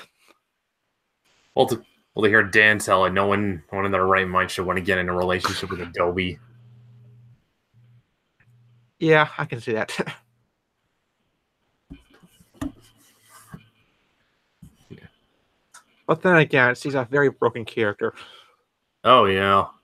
Not broken as in overpowered. I mean, broken as in she's a good character. Just that her past has made her broken. She's a good. She's capable of good, but she's just so. But there's just some part of her that is. But there's a fundamental part of her that is just so thoroughly broken and makes her incapable of having healthy relationships. Yep.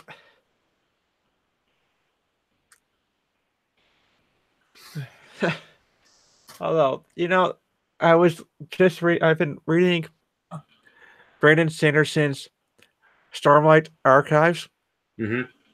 There's a character in there that I think you're going to find really cute. Oh.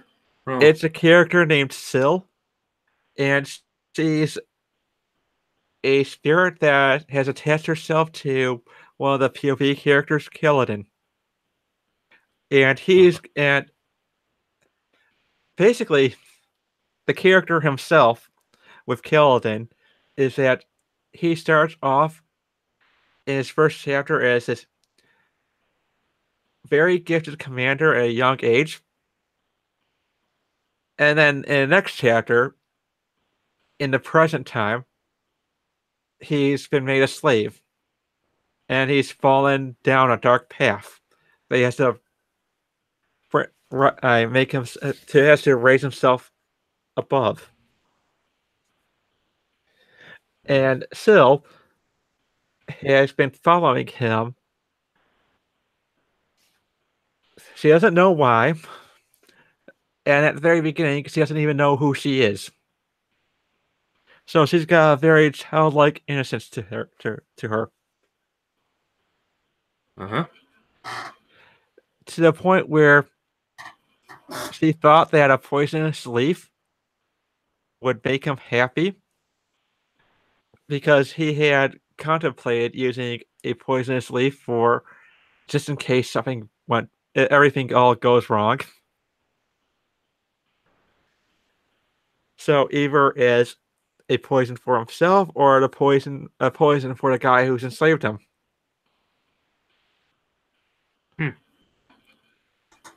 And because Syl has no comprehension has no knowledge of what's going on in Kaladin's head or what the leaf is, she goes off to find one, hoping to make him happy again. Mm-hmm. Well, you can definitely see that her heart's in the right place, at least. Yep. I gotta wonder, though, I mean, like, how is Althea able to form healthy relationships at all? Dumb luck. No, actually, I'm going to say that her healthy relationships, are few and far in between. I guess in a way, she's not broken or completely broken. She has she knows. Well, I guess we can assume, like, only the difference. Well, a lot of it is like Actually, A lot of what Dan said has made Adobe such a broken character is her upbringing. yeah, I think the reason why Althea, in my mind, Althea is more put together is because of her relationship with Gilliton, her familiar. Well, that helps. He's, That definitely helps. And yeah, he's more of a father figure to her. yeah, and I'm also not going to rule out that her foster parents had some hand, have had some hand in her in it too as well. Yeah, I'm definitely gonna say that she, even though she does not, she sees them in a more negative light than she should be. They did try with her, but when they had found out they could have their own kids, biological kids, it kind of just threw things all into the gutter, so to speak, because it's either her or the kids that came from them. So in a way, it's more of a they couldn't help it because like their biologically created kids are going to come first due to nature. Yeah. Like I said, I think the only reason, like May's problems with relationships is just that she's just got really bad social skills, but you can tell at least her parents are trying to help her. They just, Well, her mom is. well, her mom is trying to help her, but like she just doesn't know what to do. Yeah.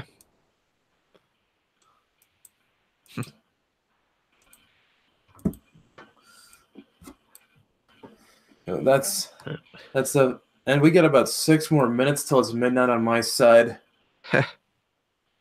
Yep. Yeah.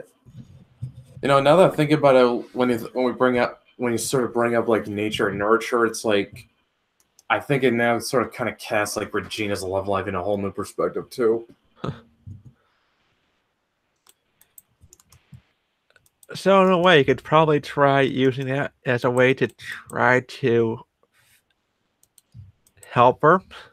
Yeah, it's just like, well, yeah. For one, it seems like, I have to wonder: is it up to Regina's upbringing, or is it just something wrong with her, or specifically?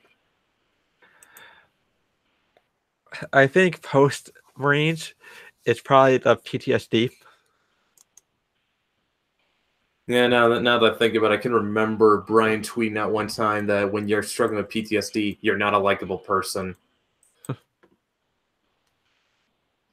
And once you've been through that, that just changes who you are forever. You're never the same person afterward.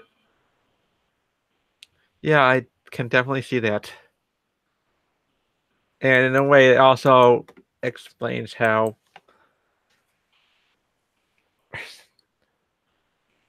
Regina's not going to have a very happy future. Yeah, she's, Well, yeah, I mean, like, because now I think about like the document we got to see, like, you can tell like she was before her incident, she was like a completely different person. Yeah.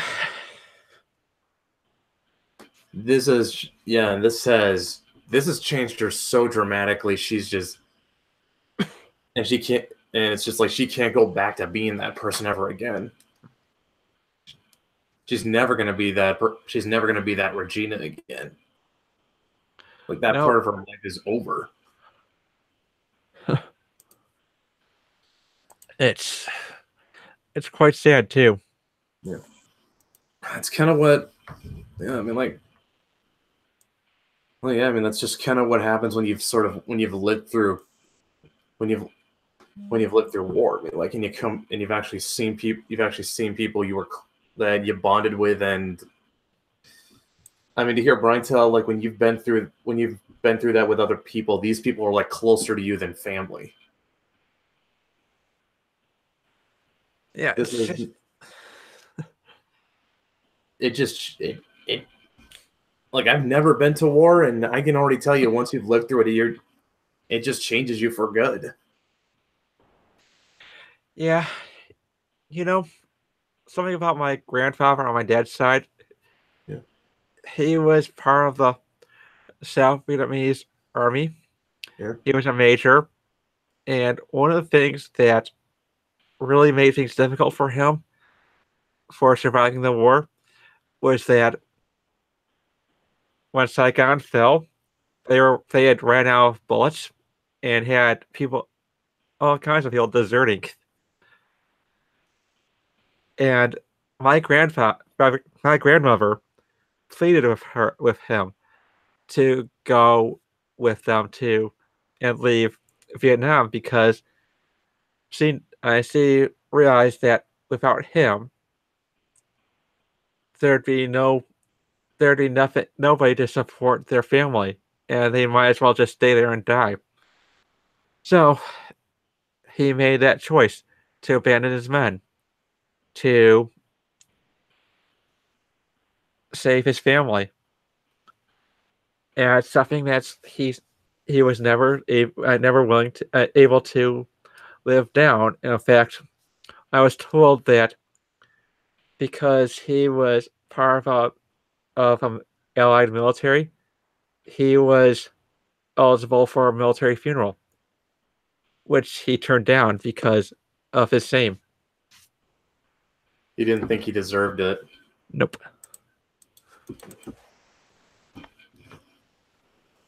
Yeah, I can definitely see that. I mean, like, there's.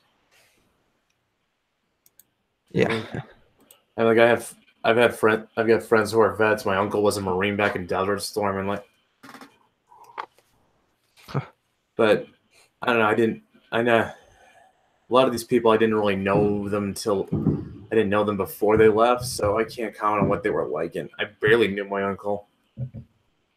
Sad, which is sad, but Well, I think the only one in the military right now from in my family is my uncle, and he's a dentist in the Navy. So I think his experiences would be different. well, yeah, yeah, but yeah, I mean, like you can kind of, but I mean, like when you kind of take into that account, like what they, it's just really interesting, like how and you take up Adobe's upbringing, or you take Regina's PTSD, and you just see like how they're people who they're not capable of having normal relationships. Yeah. Then came back. Hey, Tank.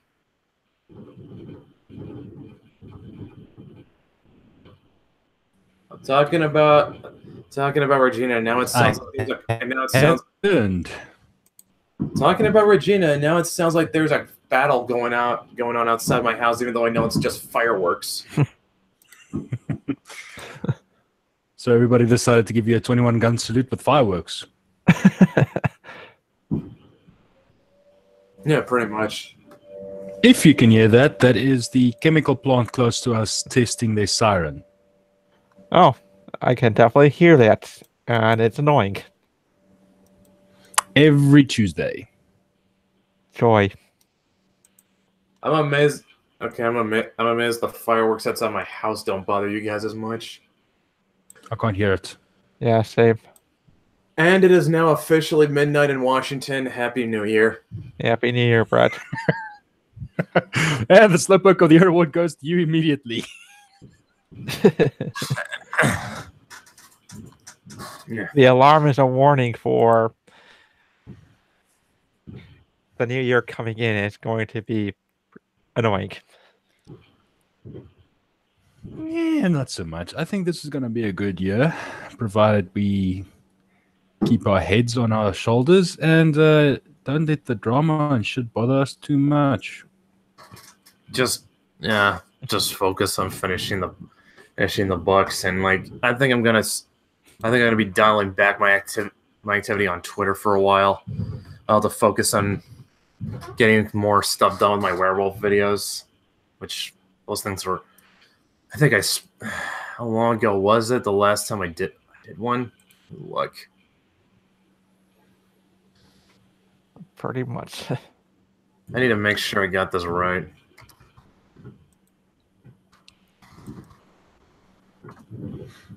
Yeah, I'm not too phased with getting too much done.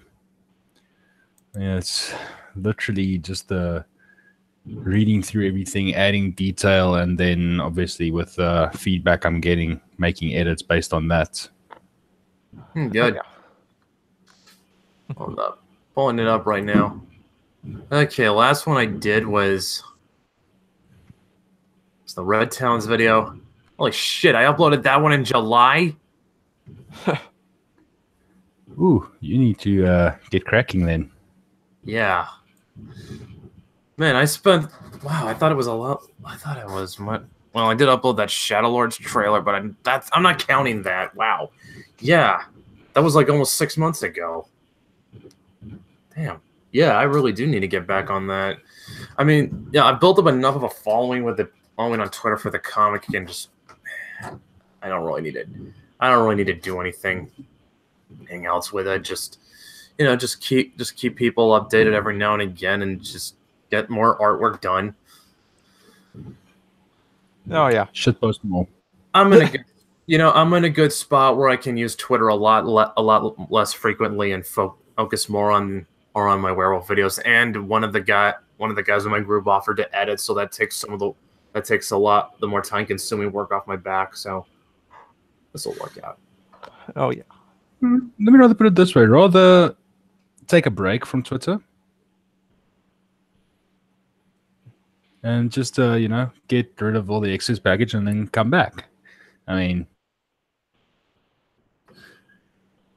I think the major problem for a lot of people from last year is fuck. It feels weird saying that.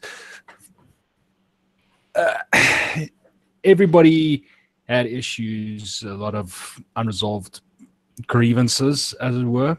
So they're still looking at running around chasing ghosts and everything.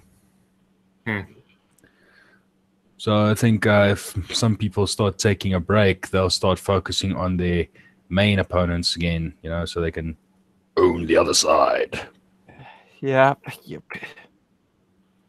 Yeah, Let them focus on that. I wouldn't say I'm going to take a Twitter break, but I think I'll probably not use as much as I was for the past few months. Like I was mostly on there just to build up the following, but it's good enough now. Yeah, just as it goes, a little bit of advice: choose to use it, not use it. Don't stop posting entirely later on. Like I'm saying, take a break, then come back, because you'll need to do a lot more if you're going to build your audience. And with the sad Patreon shit, you may have to focus on a little bit more effort on getting building a bigger following. I think I've got a couple followers that I can count on for help there. But yeah, I honestly am not too worried. I think as long as we focus on finishing the books, or at least getting some good progress done, we'll be okay.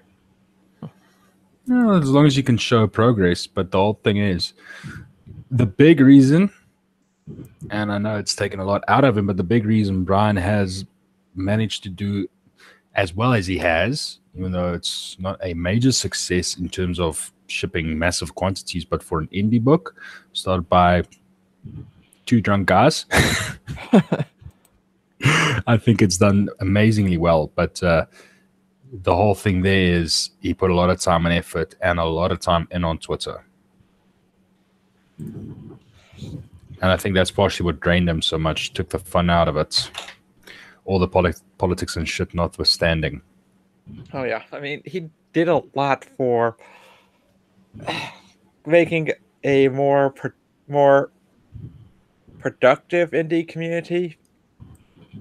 It's just that everyone decided that they wanted to pile on him because he didn't want to affiliate with a certain group. He just wanted to do his own thing, and he was chastised and outed for that. So same idea applies. Yeah, just move on. Don't care what they think. Focus on doing your book and do it for fun. Yeah, I'm not worried. I'm not worried. All right, I think we'll end the broadcast here. Happy New Year, guys. Happy New Year, everyone. Happy New Year. So is this? I guess we'll figure out whether or not we're going to be doing another stream in the morning. Well, I'm going to be heading out of town in the morning, so Probably not. Yeah. All right. Well, stop right here.